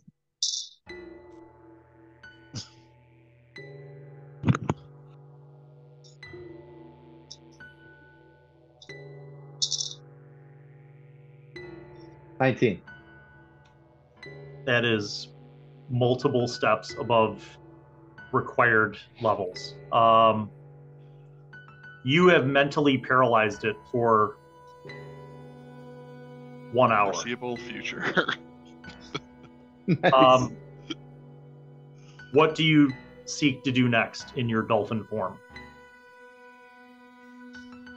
I'm gonna, with my mouth full, try to shimmy up onto the land to get away from it. There's And, no then shimmying. That's a stand 20 back. foot. There's a 20-foot difference between where the tunnel on the other side and the water edge. So the only possible thing you can do is an epic dolphin swim up from the bottom as fast as you can, crest the water, and try to dive up onto the landing platform. Do that. Yes. Even if it So- fails, I want to try again. SeaWorld. You are going to what is your athletics? Estrof's athletics. A 2. Okay. you are going to roll 8 dice. All right. Does anyone else see what he's trying to do? No, all you guys see is like some subtle movement under the water, and then across across the flooded cavern, you see a burst of water and a dolphin just sailing up into the air. Help! Assist! Too late. Right? All right, 22. And you see the dolphin crest the air and fly 20 feet up into the air and land on the opposite side of you guys. With a ball in its mouth. And the only reason why you see it is because there's a subtle blue glow in the mouth of the dolphin. Guys, that dolphin stole the next orb. Let's go get it and kill that dolphin. Kill the dolphin! Where's that dolphin come from anyway? That's right. I cast Fireball. No, I'm just kidding. Tweedledee, Tweedledum, let's go over there and check out the dolphin, see if he's okay. Varys and Torlin are like, we can't swim in this armor. Is there another way that we can get across? Dolphin ride. Super dolphin ride. Is happening. Is it safe? Yep. Master Humphrey, do you have the ability to like make people fly anymore? I can, but we've got a perfectly good dolphin over here. He just got the next orb. We're going to make him be a ferryman too? I got 3 orbs. He just has 1. Estrof, what do? You hear some talking from across the way, but you can't quite make out what they're saying. I slowly dolphin waddle. I dolphin myself over there. It's a verb now. You flip up and flop back into the water. You swim across, and you kind of peek up and do your dolphin noise. Who is going to ride the dolphin across first? I'll throw a rope around his so he can grab onto it, and then I'm gonna stand on him and. Okay. I don't know if I can grab Aquaman onto it. I got across. a ball in my mouth. Humphrey, Master Humphrey, are we can't you close to? make a bridge out of using your force magic and I do. any stone in the room? Or... But that's 100 feet long. How long is it? The man wants to ride a dolphin. To be clear, Tuco enthusiastically, like a child at the zoo, jumps down and tries to basically surf the dolphin and falls off into the water, but then gets up and just kind of holds onto the dolphin, and the dolphin swims across, delivering Tuco to the other side. I'm saying dolphin rides the whole way. It would be stupid not to. How much quad did that cost? Tuco, you climb up the rocky face, and you're waterlogged, but you get up to the other side completely fine. And the 2 red shirts with us. At this point, Varys and Torlin are like, and they start helping each other doff their plate mail armor. I like keep their plate mail armor. Just send them on a dolphin. They take off the armor, which takes some time. Who else goes across via the dolphin? I'll go across with the dolphin. Okay, so one by one. Humphrey, by the time you get over, Riff, Estrof comes back. You ride over. Durant? Yeah, I'll ride over. You as well? Okay. Varys and Torlin kind of sling their weapons, and then they climb down to the water, and they hold on to the dolphin. The dolphin, effectively, Estrof ferries everyone across. So, effectively, they have lost their armor at this point. No, they just tied it to their backs or something, right? They didn't throw away plate mail. I'll say if Humphrey suggested that, then they'll be like, oh yeah, we could do that. And they use some rope to kind of bundle up the armor, and Estrof makes a couple extra trips to ferry the armor over as well. Brother, where's your magic pincer's disc of holding or something that you used to use? Or that's right. I don't know that I can do that anymore. I think you can, and then I think you can. I'll try to cast Tensor's floating disc in this new world. Do it! No, I won't, because I only have 6 claw. I'll do it. I'll have an energy floating disc. That shouldn't be like that hard of a concept for me to like. Yeah. You're like, if Durant can do it, I can do it. Yeah, you would just mage hand, but flat-handed. Are you? Yeah. What are you doing this for? That's what I don't. Because Tuco can pull the rope up. Like, he could pull the armor up and help everybody up, because he made it. Never mind. I withdraw my request. Fine, Bill. Don't let us do this. Tuco's got it. Okay. I'm going to say that This whole process probably took like 20 minutes. You guys are all across. The armor's across. Everybody's on the other side. Estrof, are you turning back into yourself? Yeah, after I jumped again, Okay. I'll turn back into. Preferably like mid leap. That way I can like land on my feet with the ball. You Like a 3-point stance as you land. Estrof lands, and curiously, you notice something that's different from all of you, is that because he turned into himself mid-leap, when he lands, he's completely dry.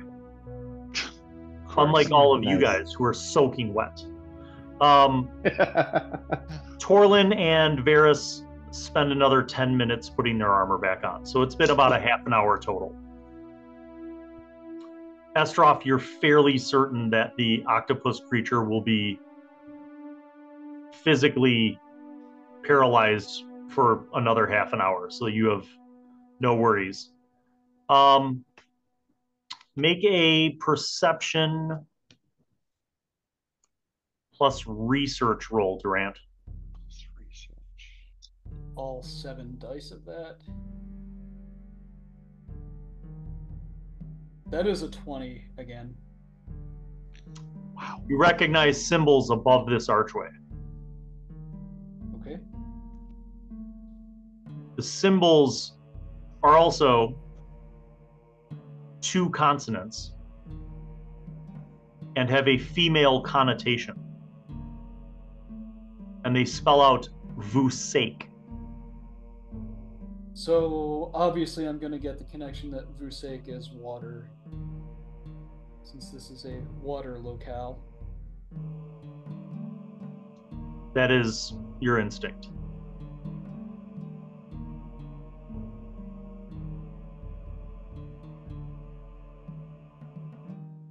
Okay. Are there any other symbols around? No. Just those? And it's And this archway leads to yet another tunnel.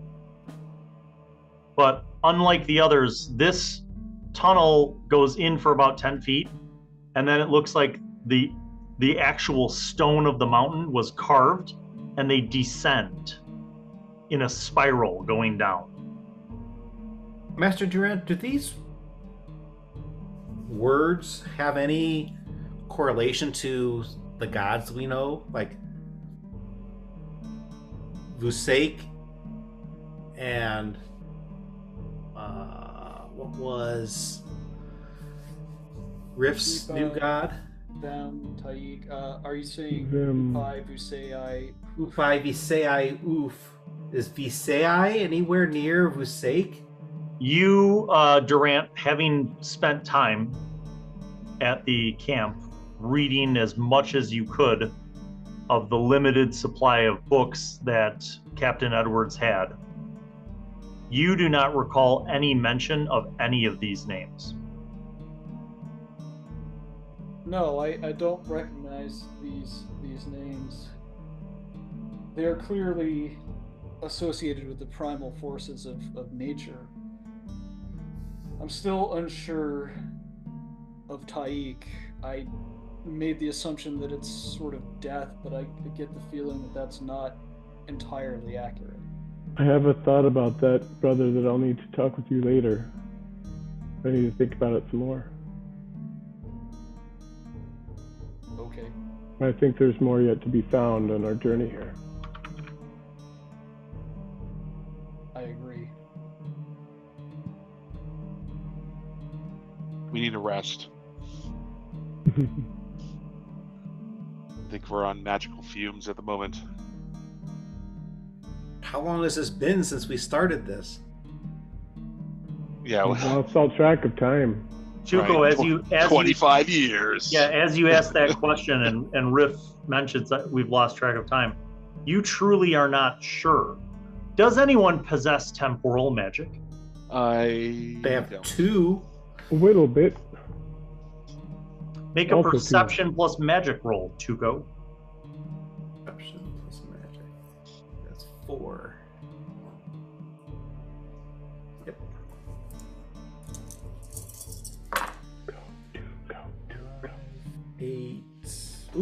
12. Okay. You discern something.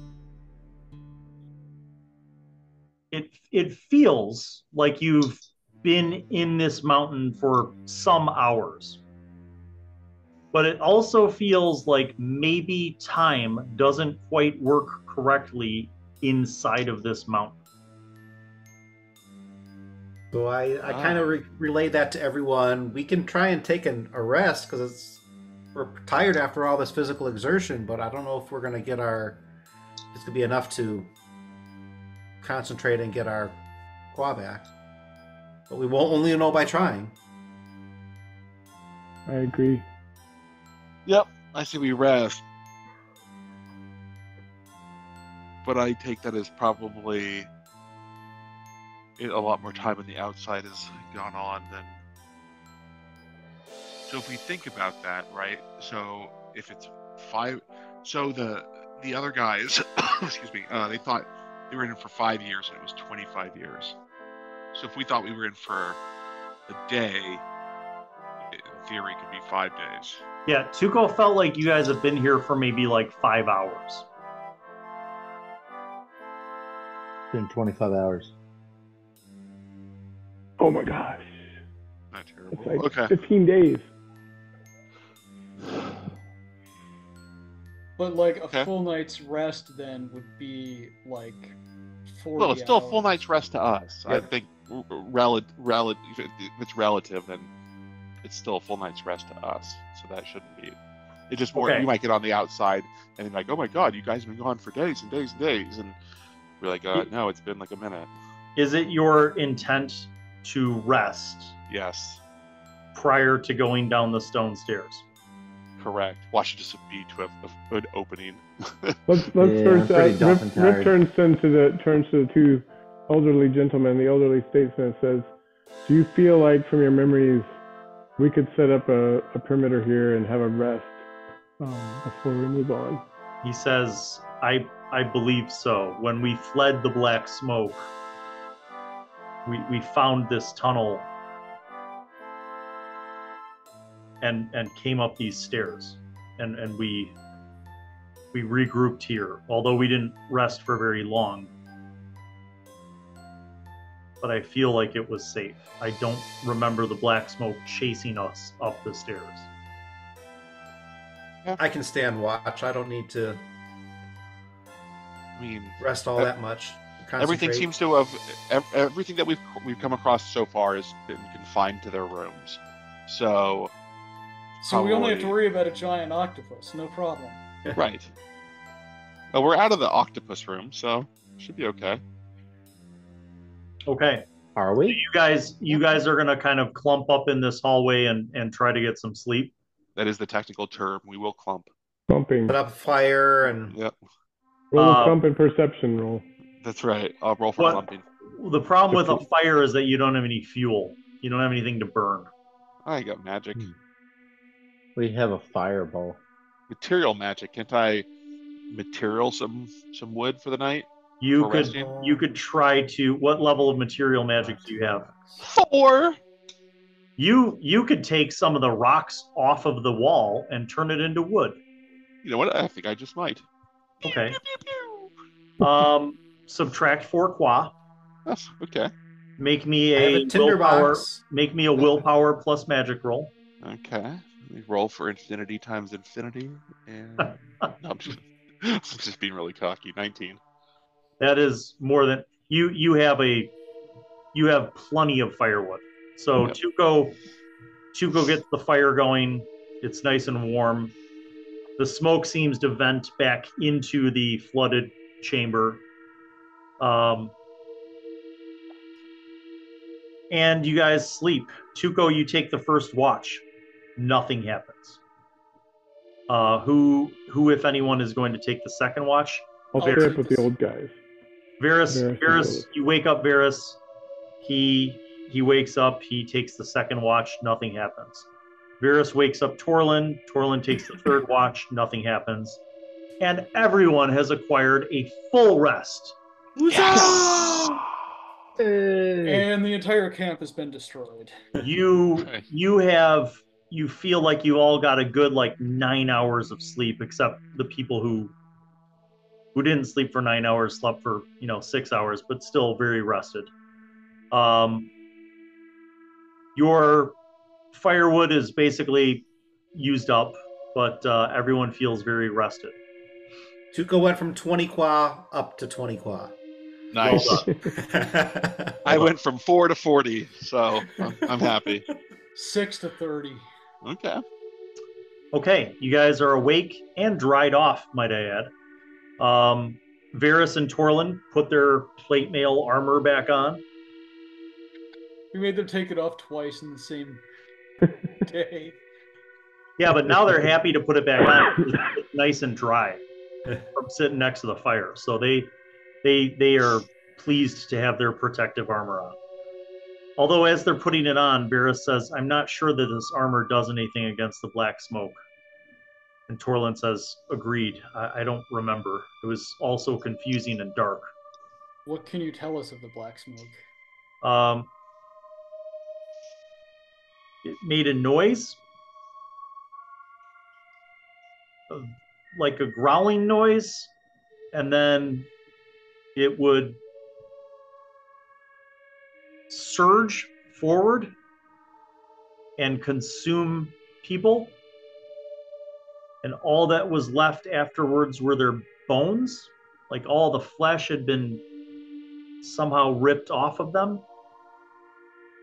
but it only consumed the flesh. Like their armor and weapons and bones were just scattered on the ground, and we didn't stick around long. I mean, we ran. It's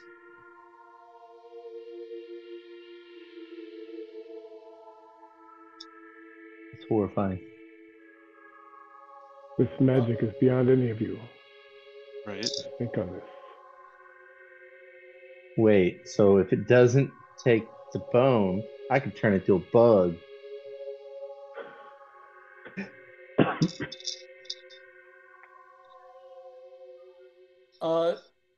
Durant is going to sort of scout, I think, at this point.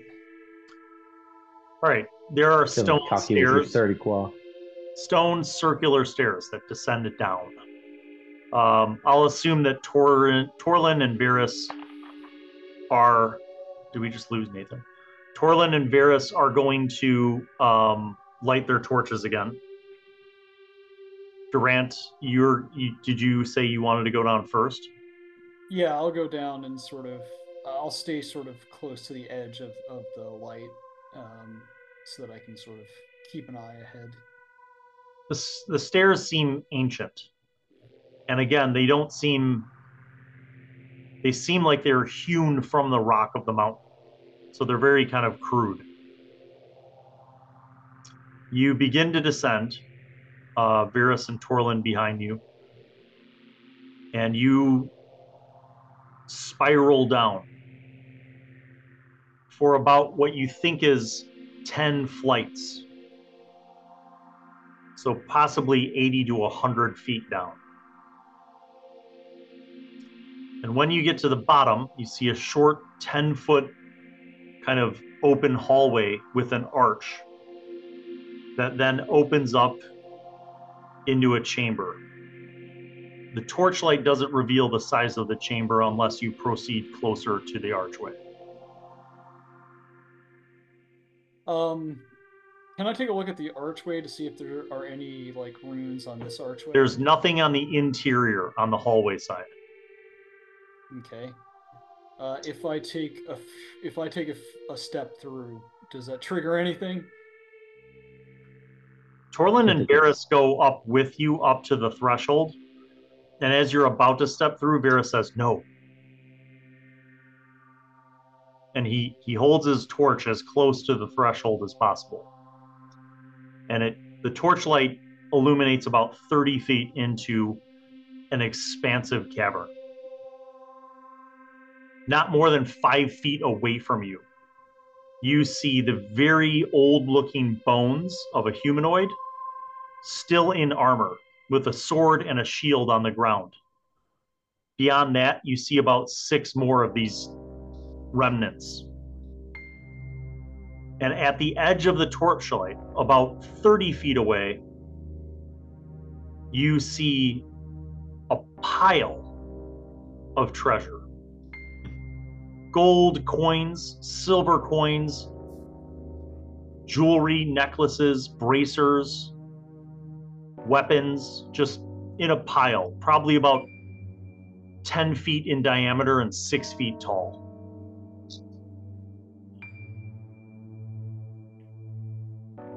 Riff pulls out he reaches into his quiver, pulls an arrow, and fires it at the stack of treasure. Okay. The arrow embeds into a stack of coins. You hear coins move, a couple gems topple from the top of this pile, and then it's still. Just trying to make sure that all that glitters is actually gold, friends. Brother, It would seem to be. can you put an illusion into that space? Into the space of the treasure? Walking into the room, make like a clone of one of us. Yeah. walking into the room. Yes. There If, are many ways to make illusions. There are illusions using mental magic.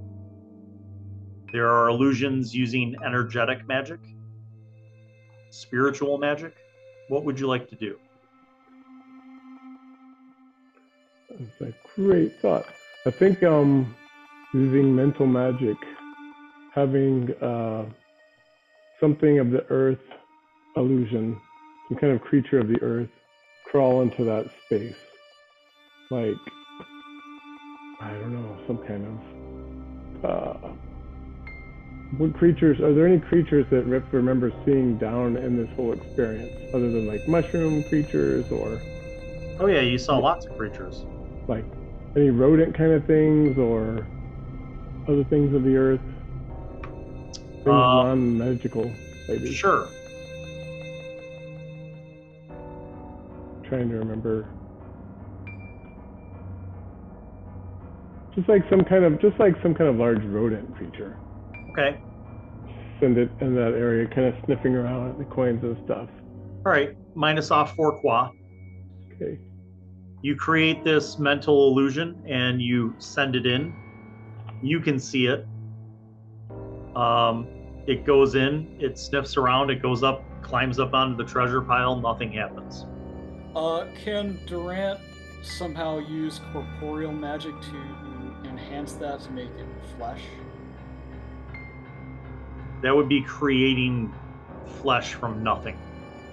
Yeah, that's probably above my pay grade. If you have corporeal magic level 4, you could do that. Yeah, I've only got 3, so that's not going to happen. If you tell me that, then I can do it. All right, so I guess I said, wonder could we make that flesh somehow? I can. So Do it. So, Estrof, you remember in your druid days that you could summon creatures. And you feel like there must be some way for you to summon a living creature to this place and to have it serve your needs. I don't want to summon a rat, though. What do you want to something summon? with an exoskeleton. Okay. So I don't know, a beetle or something that might have like a bony structure on the outside. Like a giant beetle?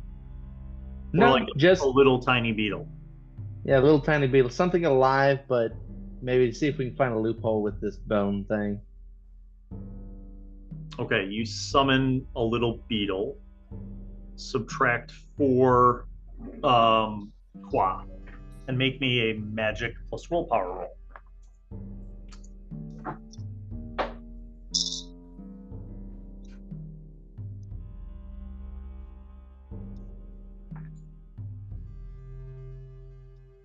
So far, so good. 22. You easily summon a beetle, and you send it in. It skitters around for as long as you want it to do, and it explores the entire space, and nothing happens.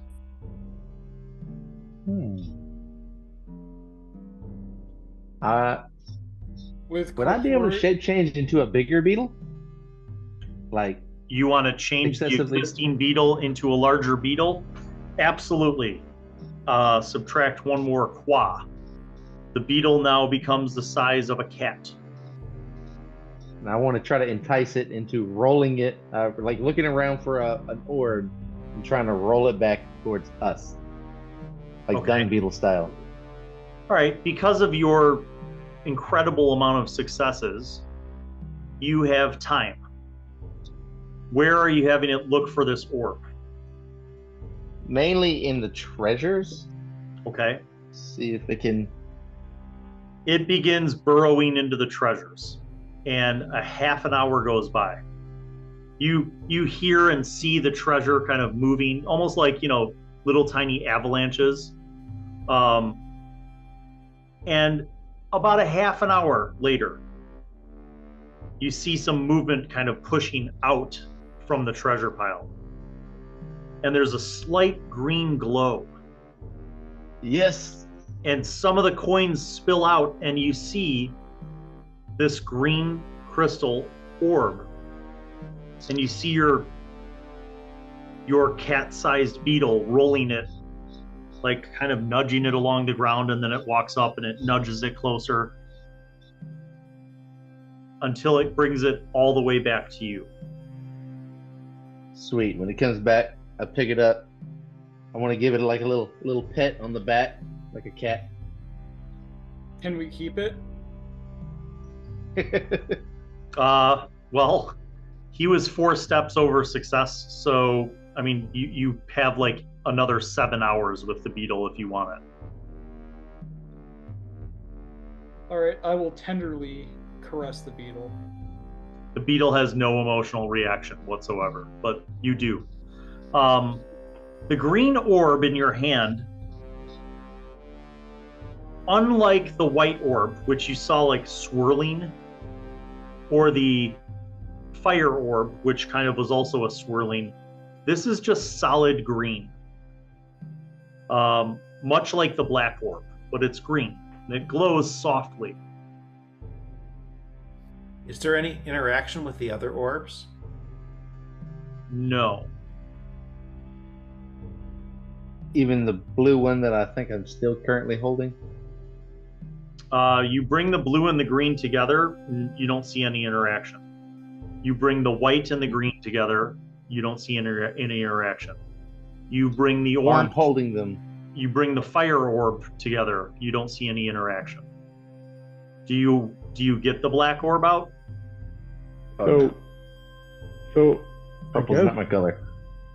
Riff has been holding that on the like in the Yes. blanket, right? Yes.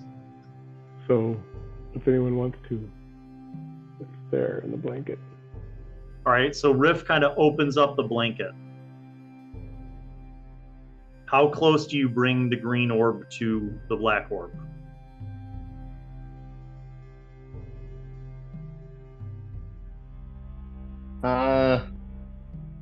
Almost touching. All right. Tempted to actually touch it. As you're bringing it closer, the side of the green orb closest to the black orb turns kind of a brown color. Riff brings the white orb at the same time. He's bringing the green orb. Same distance. The white orb also reacts, turning into a cloudy gray color, just like you saw before. What if the white and the green are close? You guys did not test this on the blue orb or the red orb. Well, I think we do that. We do now. Yeah.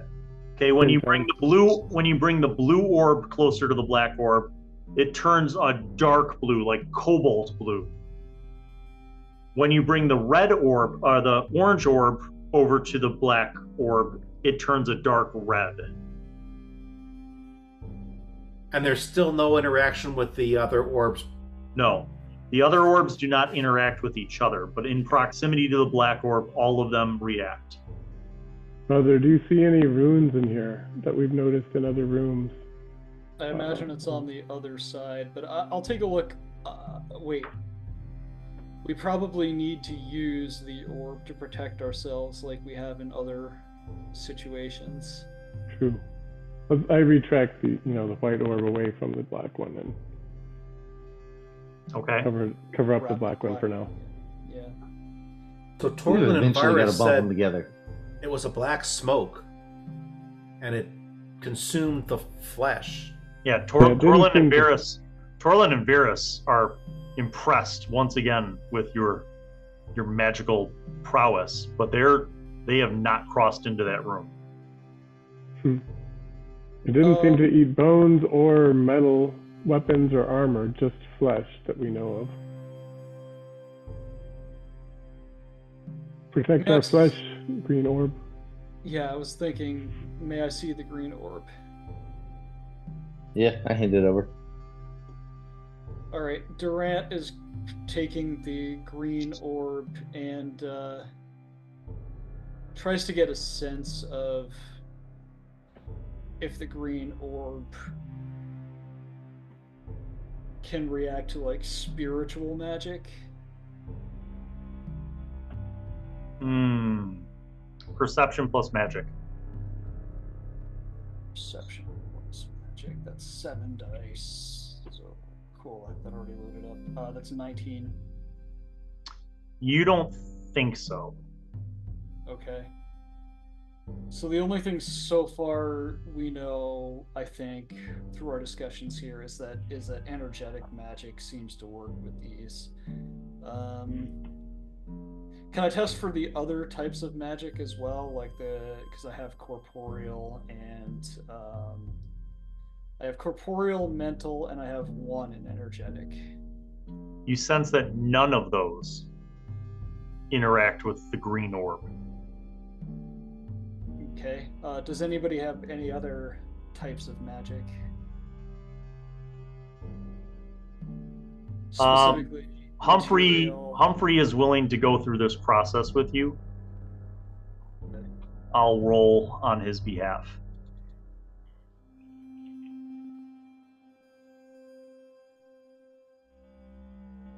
You got a 21. All right. So he's like, yeah, this works with material magic. He says, I think it enhances material magic. So in other words, we could wish to have the exoskeletons as our good friend Estrof was trying to demonstrate with a beetle. I don't know if it Be the could Beatles. modify a body that would be corporeal, but it could definitely do things with material. So we could maybe keep the smoke at bay or seal it in some sort of way. Torlin and Varus. We don't know what the smoke is made of. It might Did- not and- be. It might not be material. Did any of the guys that you came across with have armor on? Did that protect them at all? Torlin points to like 5 of the bodies in front of you, Yeah, they're wearing and armor. they're skeletons in armor Okay. with no meat on the bones whatsoever. But the orb itself works on material magic, so is it possible that it can create a barrier? Do we have any food? Yeah. Of course we do. We have rations. Yeah, I think bread would probably be the best. I want to throw a little bit of bread out there. Nothing happens. How about a little meat? Nothing happens. So it clearly reacts to... Is there any just regular dirt around? Yep. We try that, guys. Yep. You throw dirt in there, you throw rocks in there, nothing happens. I want to take one step in, and they said there was like a buzzing, right? Yep. I want to take one step in, listening for a buzzing, ready to dive back in. Okay. You don't hear anything. How long do you wait? Wait a few seconds, I take another step. Okay. When you take the second step, you hear a sound from across the chamber. And the sound from across the chamber sounds like a low growling sound. Like a very Maybe low, nature like check. imagine like a subwoofer playing the lowest possible audible sound. like sound frequency. It's Like almost you like a feel it more than vibration. you hear it. Yeah, it's almost like a vibration, but it sounds like it's across the chamber. What's your next round? Can I make maybe a nature check on it? See if maybe it sounds like anything I've ever Perception heard plus before? nature. Yes. All right.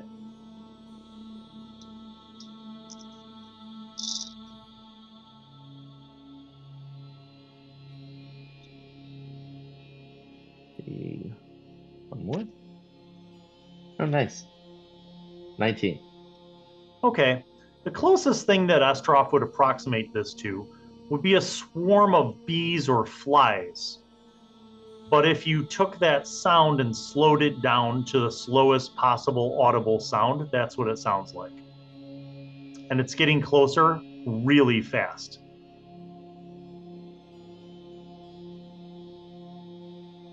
Now wild shape into... You hear Varys say, "Come back in! It's coming! That's the sound!" I want to wild shape into like a locust and see if it's still coming. A single locust. Yeah. Okay. Minus off 5 qua and make a willpower plus magic roll. And also a single locust probably cannot hold up the orb. He rolls away.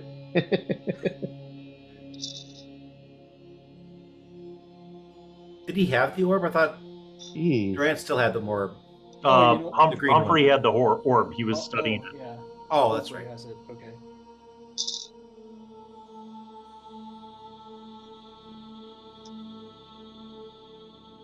Oh my gosh. That's a 24. Okay, you easily turned into a locust. Literally seconds after you turn into a locust, you see a black smoke just surging out at you. All of you guys with the torchlight see this. Imagine a funnel of dense black smoke moving at 5 times the speed that any of you could run. And What about you fly? see this coming at you. What do you do as a locust? I want to try to dart to the side. Okay, you do. The black smoke goes right up to the threshold of the tunnel, and it stops. The sound is deafening. All of you guys literally feel the vibrations. Your ears are in pain. Everybody loses 4 health. The black smoke cannot penetrate the threshold, but it is basically filled the threshold such that you can't see through it into the chamber anymore. Estrof, you are a locust, and you are off to the side looking at this thing as it's at the threshold but unable to penetrate it. And it doesn't seem to react to me anymore. It doesn't seem to react to you anymore. Because you're not touching the ground. Who's got the green orb? Okay. Humphrey? So as long as we're not touching the ground, it can't sense us. But you don't know that. You think you might think I'm dead. That's right, because you just disappeared. How do we perceive Estrof, the locust? All right, you know what? Riff, what were you saying to Humphrey? Oh, I was just saying, Humphrey, command it to back off. Use the orb. Tell it to leave us be and let us go on our way. Humphrey tells you with a roll of 13, I don't know how. Just like when I didn't know how to use the fire red orb. Varys and Torlin basically dropped their weapons, put their hands over their ears, and started backing away back to the stairs.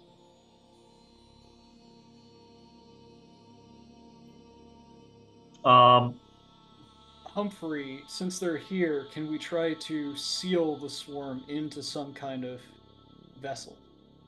To be clear, everyone talking right now in character, Okay. you have to shout in order to hear each other, even though you're only a few feet away. That's how deafening the sound is. Right. Okay. What? Could we tell exactly where it hit a barrier? Was it right next to Estrof, or was it right at the stairs where Varys and Torloff? No, it was right at the threshold from the tunnel at the base of the stairs before going in, just like all of the other caverns. Humphrey then puts up a hand like this, one hand over his ear, the other hand like kind of out in front of him, and suddenly the sound stops. And you guys can hear each other. You still see the black smoke, but the sound stops. Smash cut back to Estrof. The sound hasn't stopped in the cave that you're in because it is deafening. And even though you're a locust, it is so loud that you're finding yourself disoriented. Where do you go? I think at this point, I would probably feel like I'm running from this. So I'd probably locust back and forth trying to find a way out. Okay, you find a passageway on the other side of the chamber. All right, I want to land just in front of it Okay, as I'm trying to go into it. and just to be clear, as you're it's dark. There's no more light penetrating into this room. So you kind of like fly around for a little bit. You find like another archway and tunnel. You land in front of it. But you have no light. Huh. So can I even see the pathway right there, or not really? No, you felt it. I'm going to say that like as a locust, you like kept landing in different spots until you found a way through. So I'm going to try to jump into that, what seems to be an opening, Yes, blindly. you do. Estrof died. Do you return to Estrof? R.I.P. Yes. Okay. You return to yourself. You have all of your belongings. You feel around. You feel like you're in another tunnel of similar size. You can hear the deafening sound behind you back in the cave. But you are basically now in the tunnel across from where the others are. Back to Humphrey, Tuco, Riff, Durant, and the two NPCs. Tuco's gonna say to Humphrey, "Hey, let me look at that orb." He hands you the green orb. And I hold it and I look at it. Humphrey's still concentrating, and apparently what he's done is used energetic magic to create a barrier against the sound of the black smoke. So I want to hold on to the orb and think of spatial magic and making like a bulldozer through.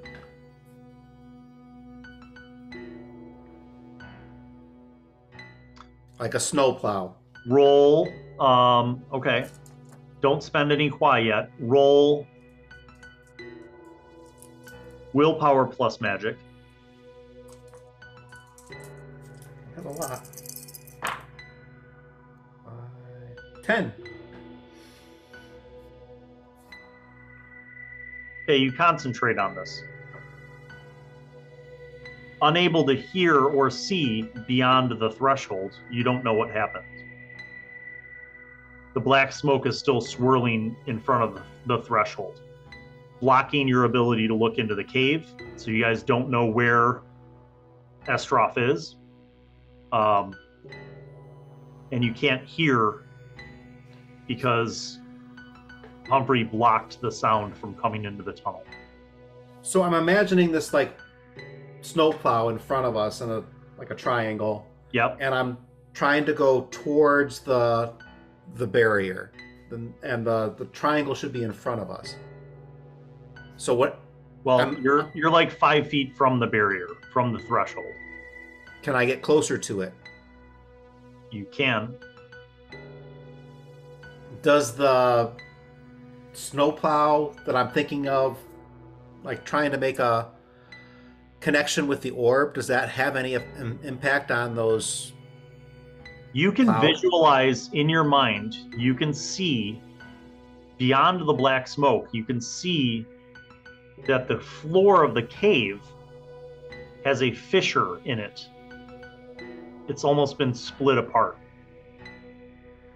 extending into the cave. Does it have any impact on the black No. cloud?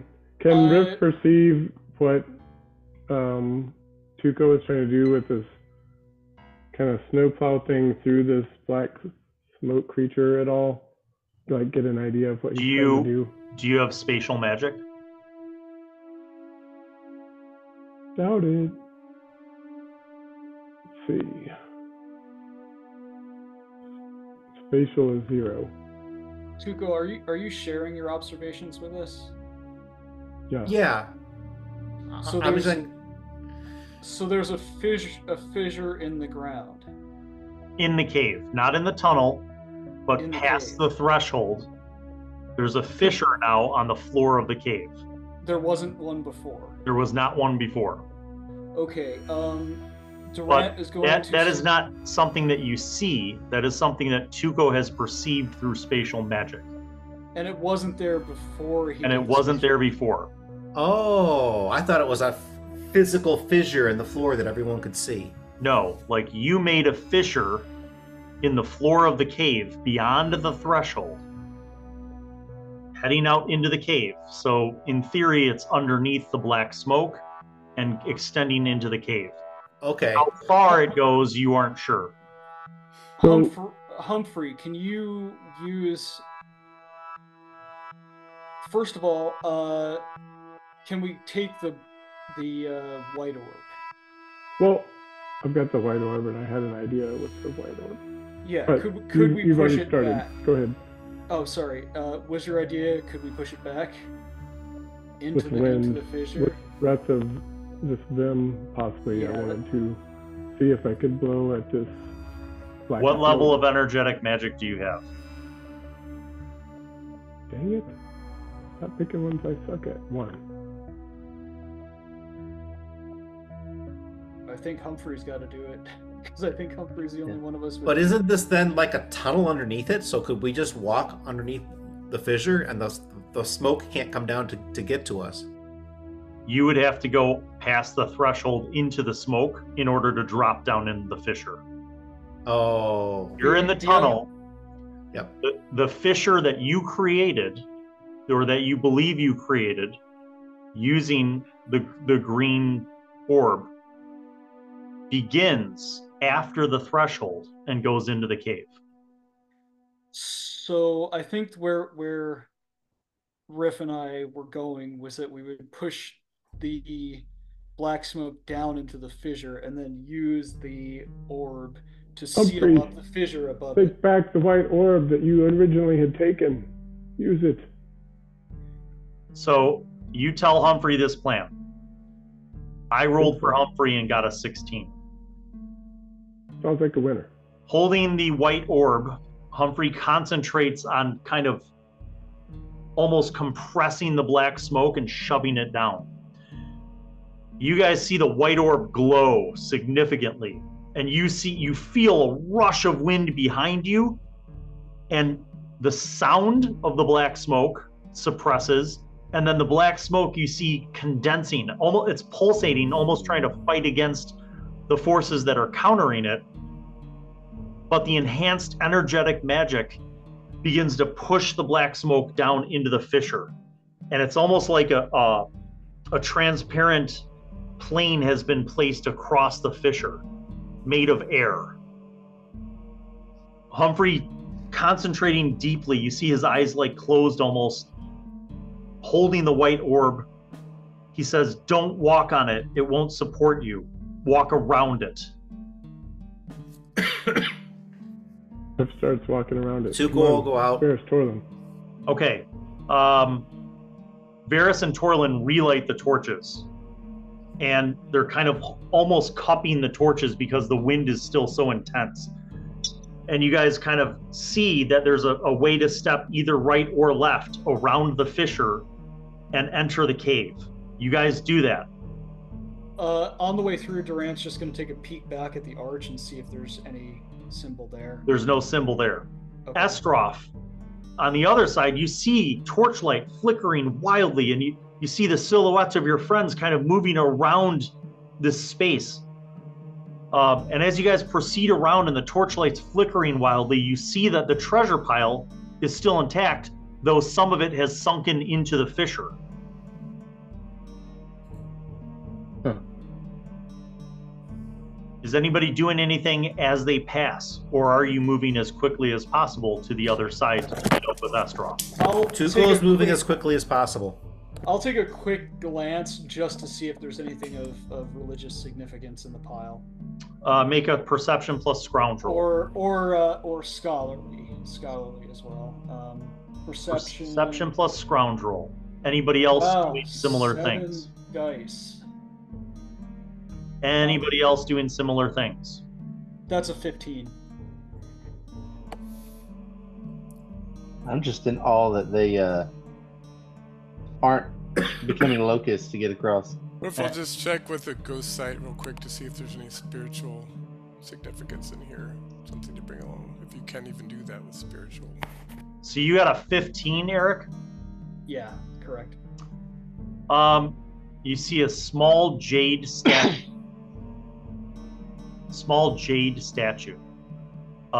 It's a depiction that looks like a female form, very primitive looking. About the size of a cup of coffee. I think curiosity is going to get the best of Durant here, and he's going to walk forward and attempt to take it. Okay. You do.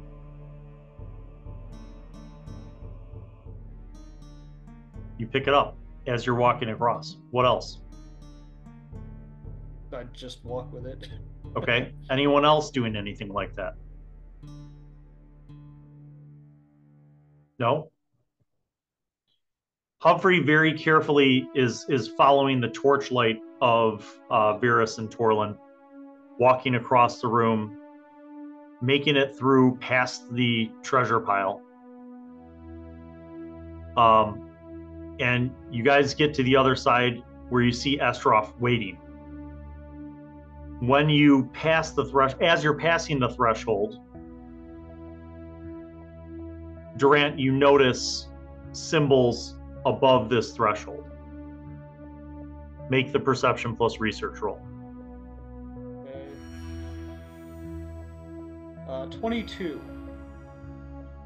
You recognize some of the letters.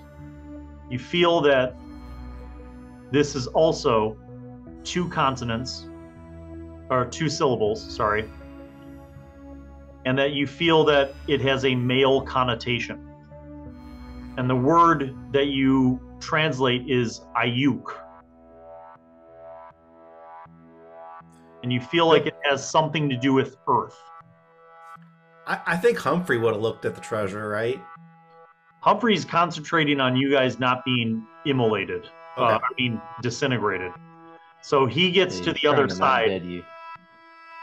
Once everybody passes through the threshold on the other side, Humphrey releases the magic, and you see that the green gem kind of fades back to its normal minor amount of glowing. Oh, sorry, the white gem. White orb, my bad. As you guys have all passed through the threshold, the moment that Humphrey releases the spell, the black smoke rises up and kind of swirls around the room angrily, almost as if looking for something or someone. And it does this for probably 30 seconds before it kind of nestles back into a dark corner of the cave.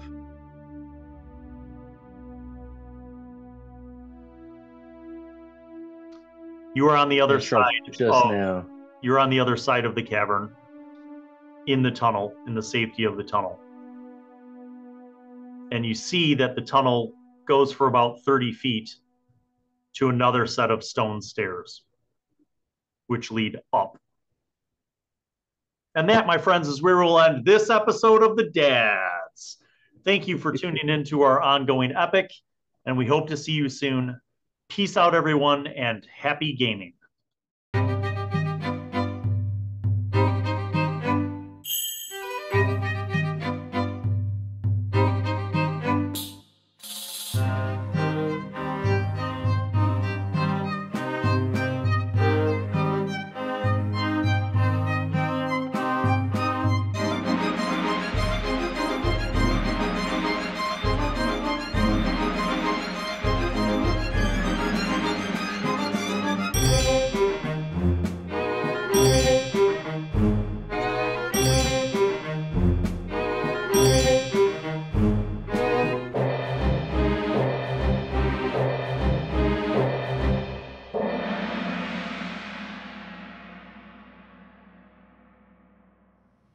Well, hello, and welcome to Bill Allan World.